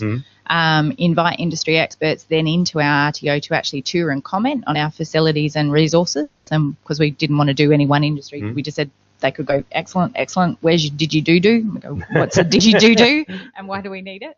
And then make sure that our current trainers and assessors are able to train and assess in what is current, and if not, then source the appropriate training to upskill them. Mind you, I might say that if they're visiting places too, if you've got them doing that, then that's part of their PD. Yes, yes. So that was number one. Number two was how could these impact on our assessment processes? That would obviously then assist us with developing our tools for different scenarios.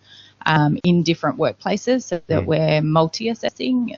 We used an example of some businesses are computerized and some are not. So are they able to utilize an appointment page that is on a computer and an appointment page that is manual? Current trainers and assessors, are they able to deliver and assess again to what the industry requires? And we used your locksmith example. And then appropriate assessment for the unit and clustering of units. Number 3, how could you confirm, was a training and assessments matrix using our mapping documents, feedback from students and employers, and validation meetings. And then number 4 was all of the above. And look, I think interestingly enough, this without being too blunt, I mean, this table in looking at training resources tended to look very much on equipment and resources and so on, not only, but and you're focusing more on the human resources. And indeed, if you look at resources, facilities, equipment, materials, evidence gathering processes and tools, candidate support services, I mean, and you've talked about some aspects of industry connection. These are not discrete areas. So you've touched it. Yeah. Equipment and materials are relevant to the workplace now. So that's right. So, I mean, these are all very legitimate questions. And as you explore workplaces, you also discover that workplaces are often very good training places. And indeed, one of the discoveries we made, I guess, in the 1990s, in the previous millennium, was that workplaces were natural training places. The view always used to be that TAFE, at the time there were no other RTOs, TAFE was the only natural training place, and industry was a kind of, as I said, a kind of faint shadow of TAFE. And then we discovered, to our horror, that it's the other way around. The TAFE was a faint shadow of industry, and industry was the real training place. And that was very hard for TAFE to come to terms with, because it had seen itself as the epitome of training. I used to sit on TAFE advisory committees, which were supposed to be made up of 1/3 industry, 1/3 union, and 1/3 TAFE. And I'd go to these meetings and they were 100% TAFE, saying, aren't we doing a great job?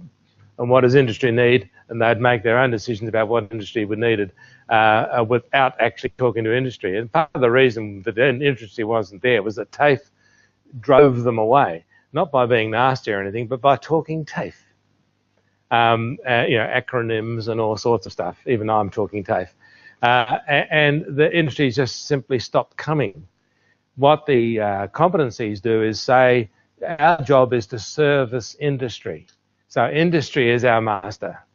And our job as RTOs is to know what industry wants, to resource ourselves to service industry, to prepare our clients for industry, so that we understand that we have now a very different relationship with industry.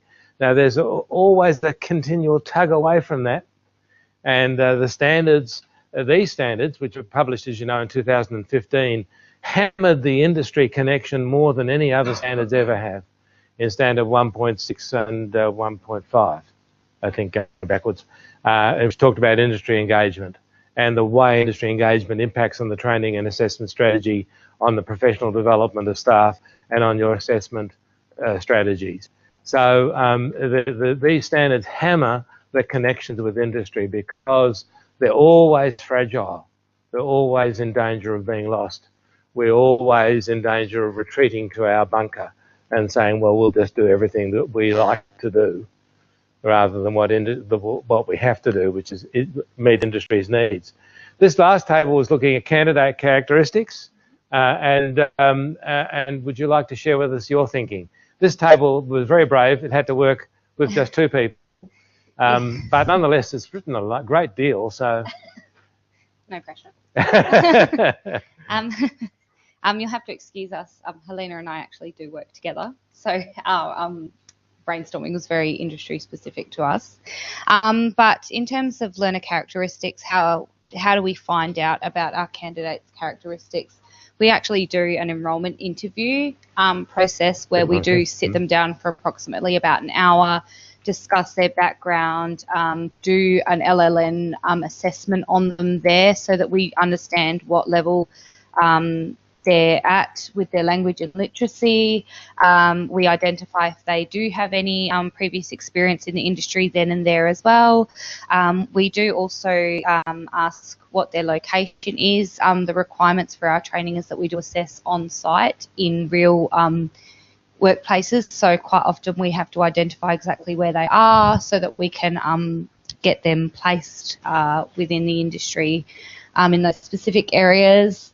So our enrolment process is quite in-depth, and we do actually find out a great deal about our students then and there before we even get them started. We sort of know them really well. So for 2, how would this impact on our assessment processes? Sometimes it requires a need for reasonable adjustment, which we identify very quickly. Sometimes with our RPL assessments as well, it identifies whether or not we're going to have to move forward with RPL. Sometimes we do have students who are quite a distance away, so we do have to arrange for external or third-party assessors and oral assessments as well, rather than us actually going out and doing a lot of the assessments ourselves. How do we confirm that we have responded? We do actually keep a lot of all of our documentation. We also, obviously, our candidate success rate indicates that, and we also receive a lot of feedback from the industry itself. We're quite in depth with our industries, quite familiar with them, and we do receive a lot of feedback, and in fact, a high percentage of our students actually wind up being employed before the end of their training. And then the last one, how do we design assessment systems so that these decisions are properly made? We do look at the assessment requirements. We develop our policies and procedures. We do a lot of industry consultation. We go out site a lot, and we do allow for reasonable adjustment as well. Thank you very much. It's a very valuable input. Do people, yes, I was going to ask you now, Yvette, do people from a distance, would they like to share some comments? Yeah, so this is fitting under both influence to RTO resources and industry relevance. Other regulatory or legislative requirements, yes. For example, WorkSafe, high-risk working licenses, mandated assessment tools, industry-specific licenses, etc. So that's very important. And that does bring us back into that area where sometimes they conflict, or at least there's not so much a conflict, but a different view being required. And when that happens, we've got to be able to respond as an RTO to both. And that it can be quite challenging. Look, I'm very impressed by the thinking that's gone on around the tables, and it does reflect the fact that in traditional education we have a variety of inputs in terms of our candidates, and a variety of inputs in terms of sometimes in education a university or campus might be well connected with industry or it might not, and there's a variety of resources. And a variety of students, and out of that comes a variety of outcomes. And the trouble is that we don't end up with consistent quality outcomes. In the vet sector, we insist on consistent quality outcomes. So what we are saying is we have to vary the way we work with industry, the way we use our resources, and the way we respond to clients, so they all reach the same goal. The target isn't a set of choices. The target is fixed, so we need to be able to vary their paths, vary our resources, so that everybody ends up in the same place.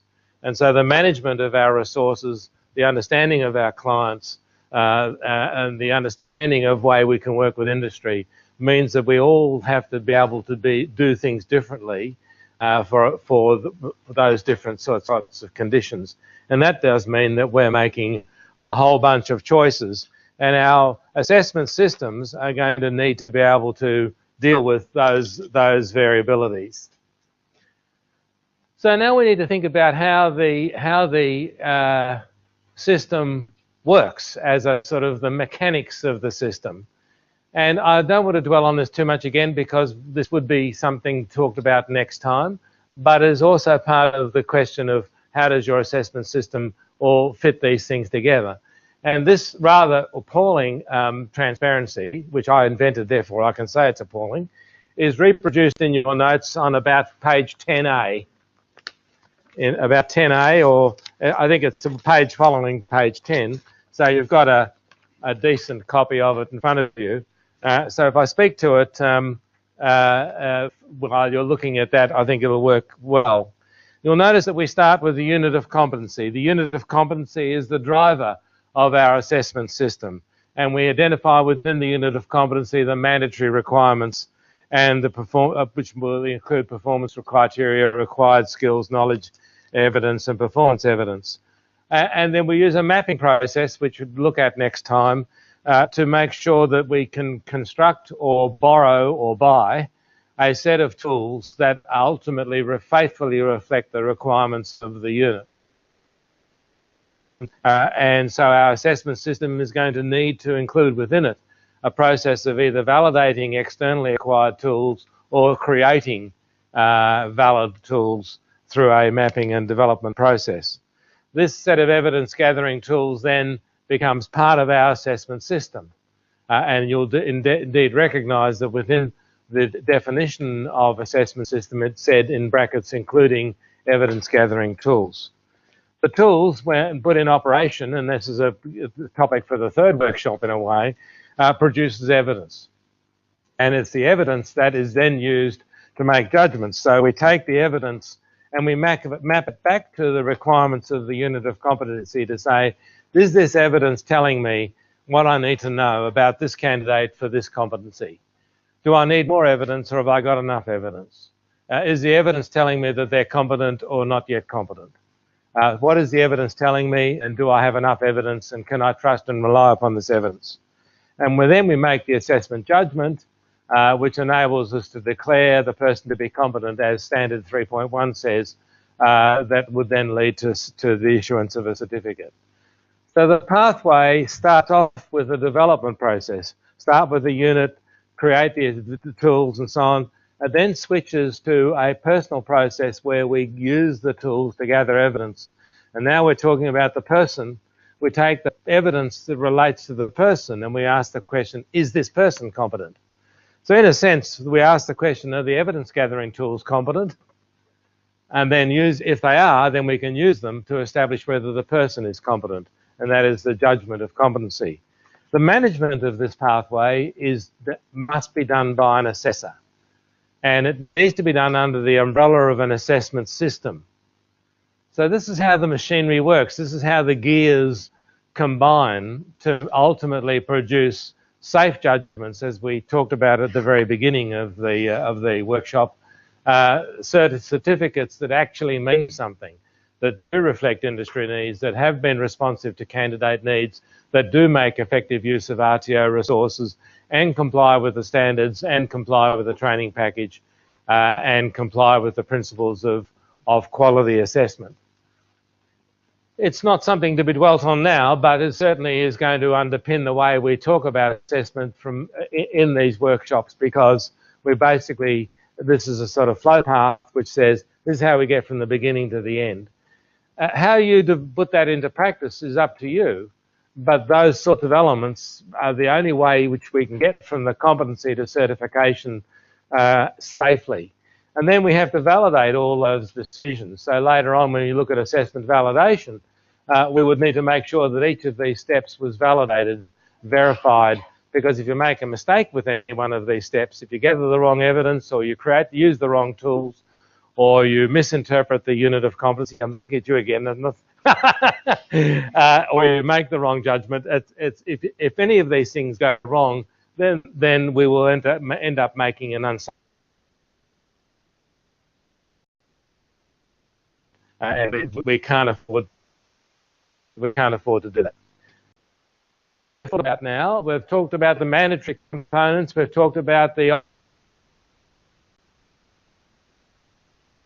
components, we've talked about industry needs, and we need to produce a documented assessment system.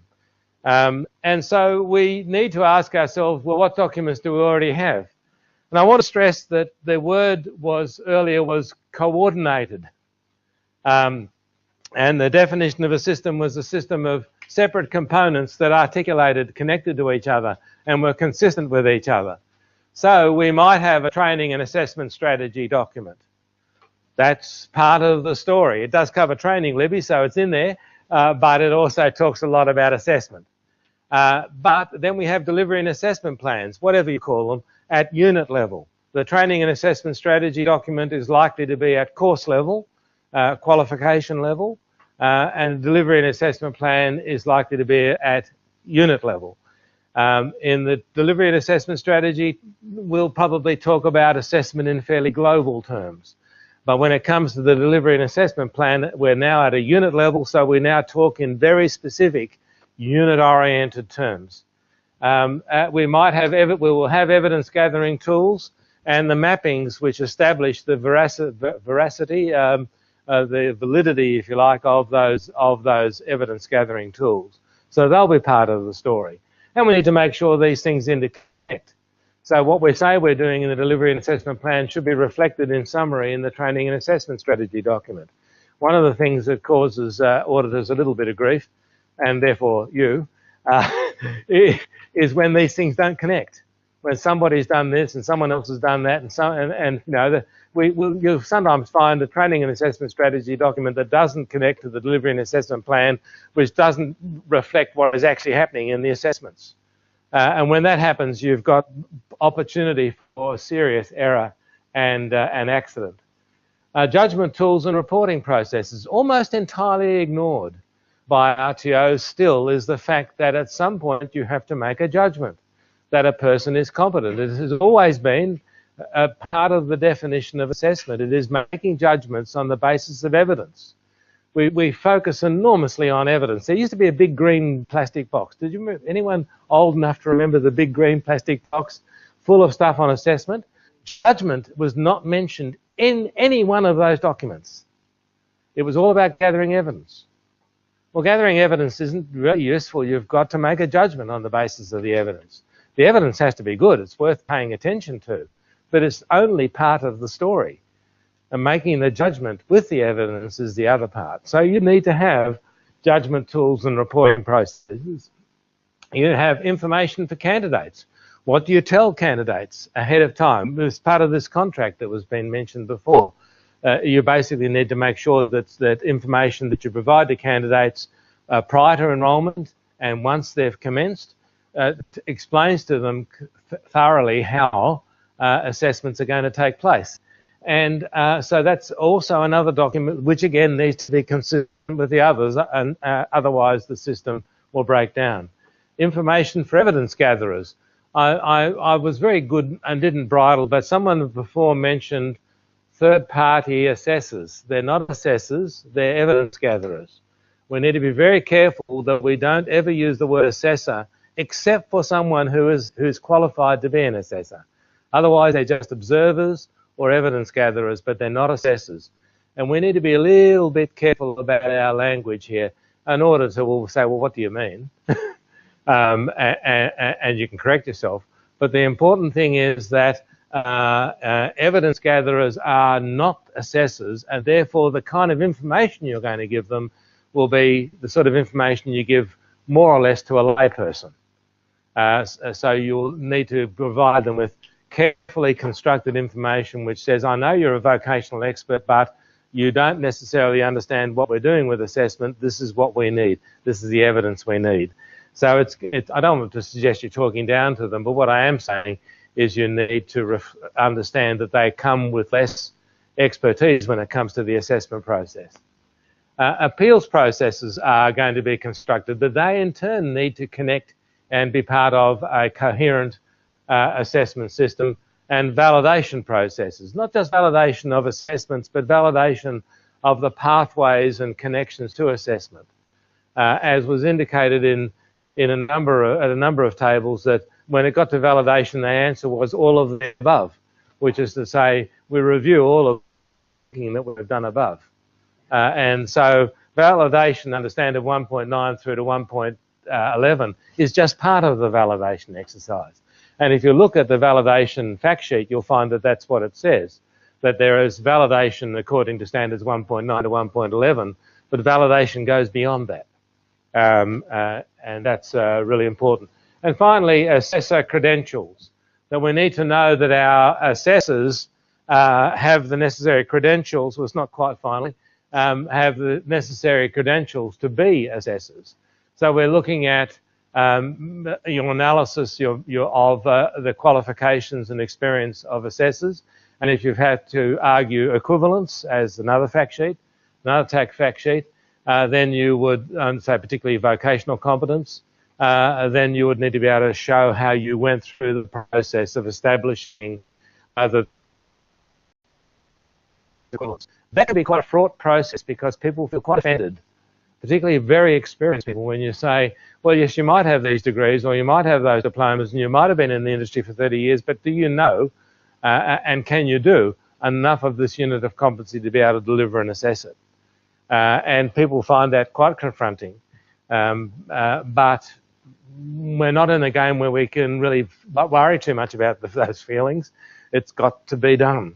And so you need to build your assessment system into your assessment system that process of validating the legitimacy of a person who's going to act as an assessor and make important judgments. And all of this needs to be embedded in and hooked together through assessment policies and procedures. And again, the definition provided in the standards did talk about assessment policies and procedures. So what I'd like you to do now is to spend about 10 minutes or so giving some thought to about what you would have in your policies and procedures manual. And if you would like to go to activity 2, activity 2 is in 2 parts. The first part is for you to draft up, and I've given you a little bit of space on the page, a set of headings and subheadings for an assessment system policy for an RTO. And what we would like to do is you to do some brainstorming. What would be the headings? What would be the subheadings of an assessment policy? I haven't visited every table, but the tables I've visited have been splendid in their attacking this task. On the one hand, people have said they're not quite sure what to do, which is really my fault. On the other hand, what they've not really realised what they should do has been perfect. So maybe I might leave it alone because it works. But we have some really nice ideas. I might start from this table, table 2, and ask for your headings and subheadings, and move. Otherwise, we start with the same table every time. It's not fair, because you can then say all of the above when we get to you. So would you like to start sharing your comments? And basically what we're looking for here is the sort of things that a policy statement and a policy and procedure statement would embrace. We're not obviously looking for the detail within it, but if you want to explain what would be in that section, you might want to provide a little bit of embellishment. That would be fine. Mark, is it Mark? Mark, yeah. Yeah, Mark. Thank you, Mark. We had a policy overview. These I might add too are not necessarily in order because we just threw them down as we thought about them, but there would be probably a better logic to starting at the top and working through. Normally we'd probably start off with the training and assessment strategy as again the core document which gets reviewed in line with the cohort and the structure of the qualification we're delivering, and that can be reviewed as things progress. We had a assessment overview which covers validation plan, industry engagement, but also student management, because we're of the opinion that students need to be managed from, and all trainers and assessors need to understand as a business, we're looking after students. How often do we visit them? How much time do we spend with them? And the whole protocols of our interaction with our trainees. We looked at competency and currency, appeals, complaints process. Some of us have that separately, but it can be included with appeals. Enrollment process, including student support and information that you gather, certification, audit. Most of us now would probably do an internal audit once a year. I think it's part of that thing we sign now to say that I'm a legally responsible person. and the other stuff. And governance around finance, fit and proper person, TAC, and all the other stuff that goes with that. So what we've got here is an interesting and really informative collection of ideas about what your policy might address. And so the policy is not the TAS, but what role the TAS plays and how the TAS is constructed and formed would be in your policy document. But I might say, and I'm throwing this in just off the cuff, that within an organisation as complex as a TAFE, it might be that one form of TAS may not fit every industry area. We certainly found when we started auditing TAFEs that in actual fact that we did our first audit and not many of the TAFEs had training and assessment strategies, and everybody was doing something that sort of reflected their own industry's way of looking at things. The second time we visited TAFEs, they had decided that everybody should have the same TAS. And they were sort of shoving and cutting and wriggling their way into a standard TAS for the whole TAFE, which wouldn't necessarily fit every part of the TAFE. So the function of the TAS is to communicate effectively to the learner and to trainers and to assessors and others what is proposed. And it may be that there could be structural variations on the TAS because you're dealing with different industries. And indeed, you might have different TASs for different client groups.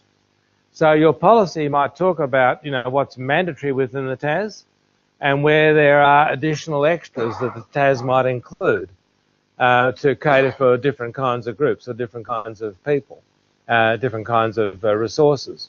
But we would not necessarily assume that across a big organisation like a TAFE college, with its many campuses and many industry areas, that all the TASs will be the same. And indeed, we might begin to worry if they are all the same, because you are dealing with different circumstances. So your policy might give not only an element which says, well, these things must be said in the TAS, but then you might have a set of options within the TAS, and your policy would make that clear, as we already discussed with assessment, that there will be some things which are mandated and some things which will be where there will be variations depending on whether you've got school leavers or whether you've got experienced people or whether they're in the workplace or whether they're on campus or whether they're in a traineeship or non-traineeship stream. Okay, second table. What are your ideas you'd like to share with us? We decided that we would map our policy back to the requirements of the standards. Mm-hmm. So we thought that the unit requirements would go in the policy, the principles of assessment and the rules of evidence, the resources for assessment, student records, marketing, support services and candidate needs, assessors, qualifications and credentials, appeals process, assessment validation, RPL, quality assurance, third-party assessment, and certification. So some of this would be a recital of what the standards say, and some of this would be an interpretation as you would see it as an RTO in your particular area.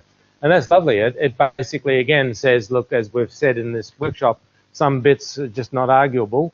We have to all subscribe to them whether we like them or not. Other bits will be variable. And I think that's reflected nicely in what you've said there. This table. Seriously, that's exactly what we were going. Oh well, obviously you've got good ears, one way or another.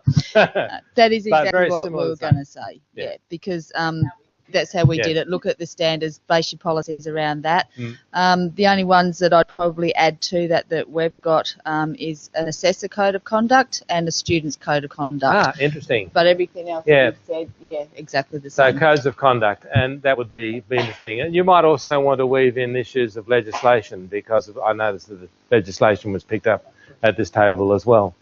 And now we come to the twosome. Ditto. Yeah, we were quite similar, not listening in. No one was listening in. It's all their own work. Yeah. The only other thing that we did consider for our line of work is we offer a cluster and we stream, so you get 3 qualifications by the arrangement of units. So just mentioning that as well in our assessment system. Clustering is an interesting point, and clustering both across qualifications, as you say, but also clustering units in terms of delivery and assessment would be needed to be talked about, because it's legitimate to cluster when it comes to gathering evidence, but it is not legitimate to cluster when making judgments. That is, each judgment has to be unit-based.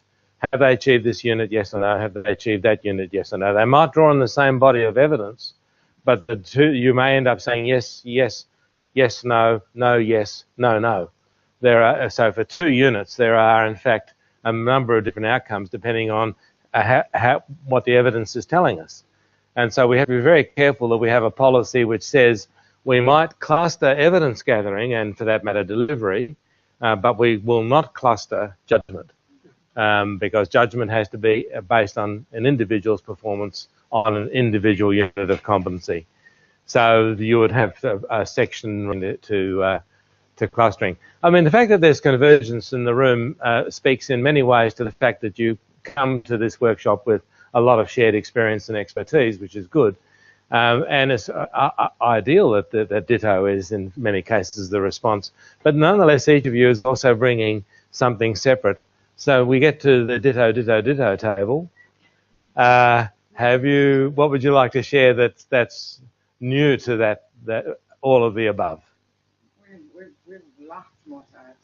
Oh, good. No, actually. Yes. I suppose the only other thing is just what you spoke about, that in the policy that we probably would like to outline the different assessment procedures or processes that would be done during the life cycle of which the student is in training. So would it be online, would it be regular assessments, or completion at the very end, just so that they're fully aware as to what's going on in that respect. Again, the same thing, assessment processes, appeals. I suppose one of the nuanced points was, is there a difference between the policy that you provide to the student so that they're fully informed and that which you provide to an actual assessor? That's a very interesting point. A lot of RTOs just simply provide students through their webpage to all of the organisation's policies and procedures, and quite often there's stuff in there you wouldn't necessarily want students to see. So I think if we go back to standard, I think it's standard 5, which talks about information. There's standard 4 also talks in terms of global terms about the institution, but standard 5 talks about information that students need to be able to see in relation to delivery and assessment. It's not necessary for them to see, if you like, the inner workings of the RTO, but certainly things that directly relate to them, like appeals processes and so on, and the ways in which decisions are made, are important. Keep in mind that it's a question, I guess, of what the student needs to know. So you might, in fact, have a policy statement for students and another policy statement for staff, which are, and you generally find the student one would be a subset of that of the staff. So I guess you could legitimately ask, does the student need to know this? Is this going to help them to understand how things work? No, I personally wouldn't have a problem with 2 different varieties of the thing. Thank you. And Yvette, you have someone, one? Okay, so the one point that Libby has made is training package transition. Very interesting point.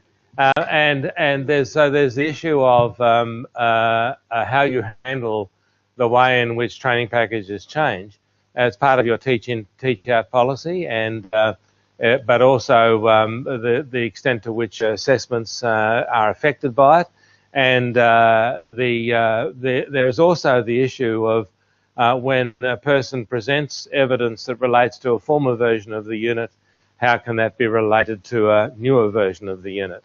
That, by the way, would be technically RPL, because they wouldn't be doing the training again, but the evidence would be, in a sense, reassessed or reviewed with respect to the requirements of the new unit. And the question would always be asked, well, is this evidence telling us enough about the requirements of the new unit to say the person's achieved the new one? So there are lots of issues in that grey area of transition. So thank you very much, Libby. That's a very valuable contribution. And thanks to everybody in the room for your valuable contributions. And now I'm going to ask Mel to provide you with some ideas for a framework for RTO assessment policy and procedures. And in some ways, I've preempted some of your thinking because a number of you picked up on this idea at the beginning of having a recital. And indeed, this table said one of the first things they'd start with, I think it was this table, was objectives for the assessment system. Objectives or purpose of this policy. That's often a very good idea to say, well, how do we judge if this policy is any good? We need to state right up front, this is the purpose of this policy. And then to what extent does this policy apply? Does it apply to all our campuses, to all our delivery sites? Does it relate also to contracted and auspiced organisations? And does it relate both to training-based assessment and RPL assessment? So you've got some recitations up the front. There's also definitions. I mean, people at different RTOs use different words for the same thing. Mutual recognition is in some places called credit transfer. So you might want to make sure that there is a consistent understanding. And indeed, if you are going to share this with students, you may have to couch the definitions in terminology that the students can cope with, because they are more than likely to have come from a different environment where the words have slightly different meanings. And then, as one of the tables said, I think is this table here near the door, talked about, well, what are the sort of rock solid things that are set in stone, standards for assessment, principles of assessment. This is just recitation. Although you might want to provide examples or illustrations so that the reader, be they be a novice student or be they a new staff member, or they may be an older staff member who needs reminding what the principles mean and what the rules of evidence mean. And assessors, who can be legitimately an assessor. And then we get into the understanding of unit requirements and how we might determine the meanings of the words and how we might establish the level of sophistication. One of the things that's going on at the moment is a review of the AQF. And one of the opinions that I and a few others have expressed is that the AQF ought to apply to units of competencies. Not because it's a qualification, but because it provides information about the level of sophistication of the unit. And when it was decided to abandon that, on the rather trite sort of belief that a unit was not a qualification, well, sometimes a unit is a qualification. I've got one, yeah, which is a qualification. So, let's to start saying, well, a unit isn't a qualification and therefore it can't have an AQF level is just petty. And in doing so, we lost some information that enables us to understand whether this was a unit for a beginner or someone part way along the line or someone at an advanced level. We now have to kind of deduce that. So what you see here is a list, and it goes on, and I'm not going to go through all the detail, but you'll see that it goes on through to other areas. And what I'm going to ask you to do is to have a look at this list and make some executive decisions for me, whether or not you think that there's stuff that is left out. For example, are there other headings which should be added? Are there other subheadings which could be added? And are there some things that don't belong here that could be left out? And so I'd like each table to give some thought to this list and see if you feel, is it too much? In which case, what would you leave out? Is it too little? In which case, what would you add in? It's a lot. But what it does illustrate is that assessment is not a casual, relaxed, let it go sort of. I mean, when I did preparing for this workshop, to the web, as you do, and I looked up assessment policies and procedures, and I couldn't find much because most people treat them as sort of private, but there are a number of universities that had their assessment policies and procedures, and it was basically about what kind of robe you had to wear when you walked into the examination room, whether people would be in lines or not, and what the rules were for plagiarism. And that was about it. And it was a very simplistic world, which is you know, this is a very simplistic view of the complexity of assessment and of the critical nature of assessment in providing meaningful certification for individuals and for industry. And so it's in a way not apologetic about the complexity of this, because what we are dealing with is your core business and a very serious life-changing decision that you might make about whether a person is or is not competent. So it's in a sense not surprising that it's this detailed. But having said that, it would be nice if it wasn't so detailed. Now, I need to stress right from the jump, this is not an ordained list. This is a list from which you would choose if you were an RTO. So I am not, as an auditor, saying to you, this is what we would expect to see.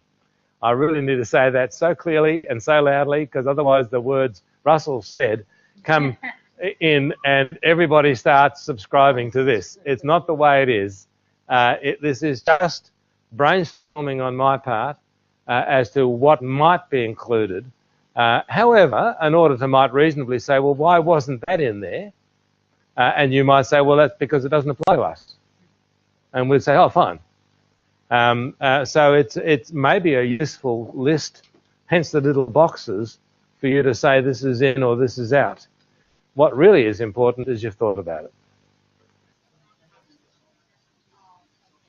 To validate our assessment system, I'm really, in lots of ways, you've answered this question already, because when we talked earlier on about how do we establish that we understand the industry requirements and RTO resources and candidate and client needs, you said all of the above.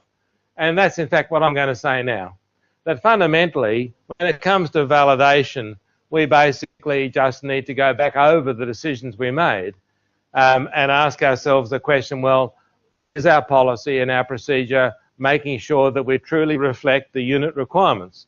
Is our policy and procedure making sure that the rules of evidence are followed? Is our policy, and not just reciting the rules of evidence, but is it actually make sure the rules of evidence actually are complied with? Is our policy and procedure actually making sure the principles of assessment, particularly things like flexibility and fairness, which are almost ethical issues. They're certainly not hardcore issues, and yet they are important for us as an RTO in being able to respond to individuals' needs.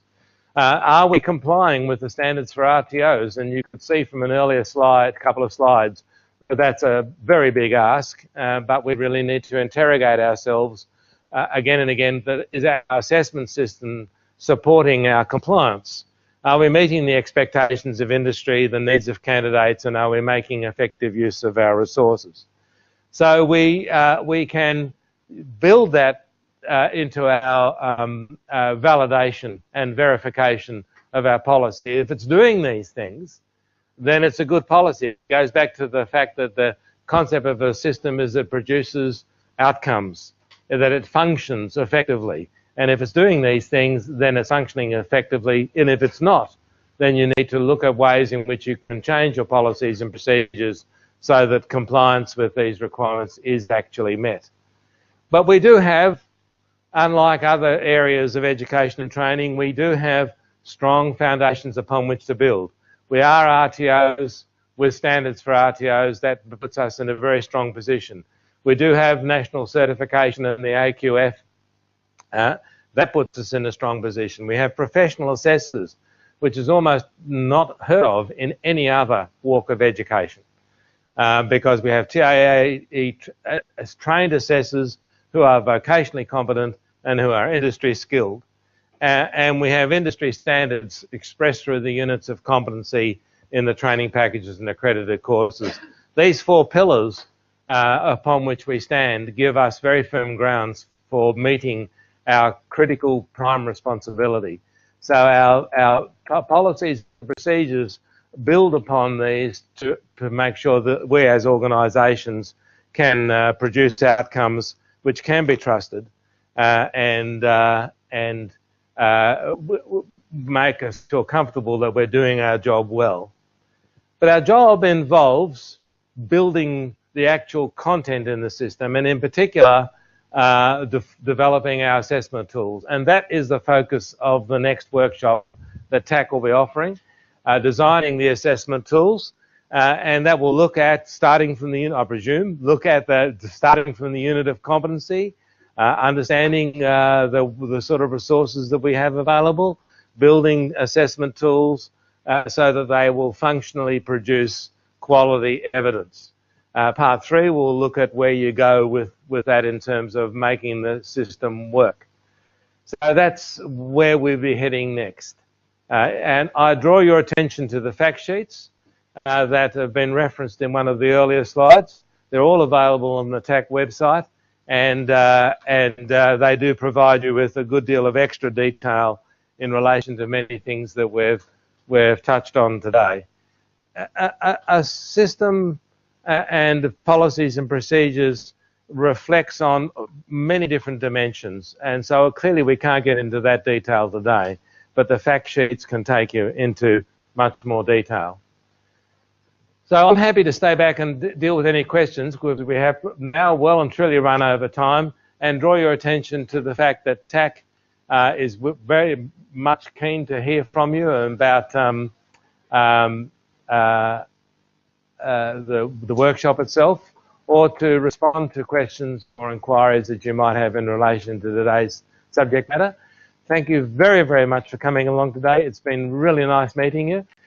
You've been wonderful in sharing your ideas, and that's very, very much appreciated. So thank you very much. Thank you online for being with us today, and thank you for your input from time to time as we've gone along. Thanks very much. Thank you. Just a reminder for everyone that's logged in online today, you'll be sent out a survey and a recording link in the next few weeks. So do look in your email for that.